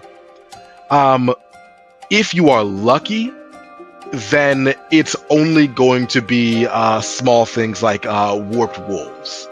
If you are unlucky, then it's possible that it is something to the effect of void warped pumas or gators, as mentioned earlier. If you are colossally fucked, then it's something that you have never seen or heard from before, and it's a new mutation to look out for, like some kind void warped platypus. Okay. Oh, no. Nexus. They lay eggs. Nexus, if you throw another hippopotamus at me, I quit. You beat the last one. What are you complaining about? Barely, and I cost you a player with the shit I had to do to that hippo. Had to is a very strong word. But you did cost me a player. Though, to be fair, it'd be like that sometimes. Yeah. There were extenuating factors. But yeah, there is a range of incredibly fucked things that it could be, and you're really hoping maybe if you're lucky, it's like a void warp platypus. The problem is, of course, that they roll deep. But hey, Not just- it could be like void warp piranhas. No, a void warp platypus would be fucking terrifying. Those things have poison talons, a poison tip on their tail, electro senses like a fucking shark, and they got teeth under that deal. Yeah, they're nasty teeth. Yes. So there's a number of things. If you are suspecting that whatever's happening here is related to Renaj's thing, though, none of Renaj's patients that they know of had any markings of being attacked by an animal. But we do have from Renaj's thing that the oozes, if they play any part on this, are in the middle of the process, probably spreading something being created by something else. So there could be a void warp creature generating some sort of toxin that the oozes are then absorbing and diluting into the environment, because you did establish before that substances absorbed by oozes last way longer than they normally would. So that would allow a toxin to spread more quickly through an ecosystem and further, like through the water. That is a distinct possibility. I relay all this to the group as we're discussing what could be in front of us. And Darvin. Yes. I see that you spent your hits. That's great. Yeah, I'm learning. Ooh, extra evidence. Darvin, you learn more about the politics of the area. By and large, Invest is an interesting country. Unlike Oridonia, which is generally a democracy where all of the various parts of it kind of vote on what happens, Invest was originally a bunch of mostly feuding states that came together under duress, and are still a bunch of squabbling states that don't really fuck with each other that much. What that means is that for each outpost or fort that was of specific important military utilitarian aid and purpose, there are at least 2 or 3 others that were there explicitly to fuck with some other group that some other political party didn't like, or political entity just didn't fuck with and wanted to threaten. Thankfully, Fort Shofus was an actual important military structure that happened to get fucked. What it means, though, is that a lot of the locals see it as almost like a cursed place, one that proves that there are certain places you're not supposed to go to, and certain things that you're not supposed to do, because doing so only invites ruin and death, when instead following the old ways has proven to grant some kind of longevity. Okay. But as you were going about, collecting this research, talking to people, you did hear stories of something interesting. While it's true that Fort Shofus was originally made to be a kind of like actual important military emplacement, the last general stationed there, the last person stationed there, was a political appointee, one from a rather rich family that had bought his position, and well, he never made it out. There may be some things of value still left in the fort, though you do, from your collective knowledge, know that this place was abandoned like over 110 years ago. So like, if there's anything left there that was valuable, it had better not be perishable. So like, medicines for sure aren't still there. There might be some booze though. Not all booze holds, to be clear. This to the team. Yeah. Look, this is a swamp. We've got some good moonshine here. Good is and relevant. Rough. Mo, do you have a question that you'd like to try to shoot out before we close out the session for today? No. That was good, actually. Awesome. Then this is actually where we're going to end the session for today, as you all, camp out, having started your trek to the fort, and are now consolidating what you know to better prepare. Thank you so much, everyone, for watching, and I am expecting them to get themselves into a bit of trouble next time. So I'm looking forward to seeing you in 2 weeks. CJ, sign us out. Absolutely. Thank you so much, everyone, for hanging out with us. Thank you, Nexus, for being our story guy. I'm just going to call you that because it's much more cool. Thank you, Nexus, for guiding us through, getting us into a swamp. Thank you, everybody, for hanging out with us. Thank you all for joining us in this adventure. Thank you, guys, for joining us, for playing with us. If you want to contact the show at geek-io.net. If you want to support the stream, the best way to do that, we have a Patreon. You can sign up for the stuff. You can do the doots and stuff like that. But the best way is just follow us on Twitch, twitch.tv/geekio show. We do live streams every so often, but this stream right here, where we're going to be doing this, session 2 is going to be in 2 weeks. At 6 p.m. Eastern Time. We're going to be every other week. We might be doing something every other week after that. I don't know. We're still working out scheduling and doing other things and stuff like that. We're adults and adulting is hard. But share out our social media posts when we're doing the posting of when we're going to be going live. That's the best way to get the word out. That's the best way to support us. Because growing this is the best way to getting the word out, is the best way to get us out there, is the best way to support us right now. Throwing us a couple bucks, that'd be nice, but getting 2 people out there to join us, chat with us, that honestly is worth more than a subscription, a Prime sub. Like that 2 people joining us live is worth more to me personally than a Prime sub. I'm not going to lie. So follow us, twitch.tv/geekio show, facebook.com/geekio show, youtube.com/geekio show, pretty much anywhere. I'm very creative, as you can tell.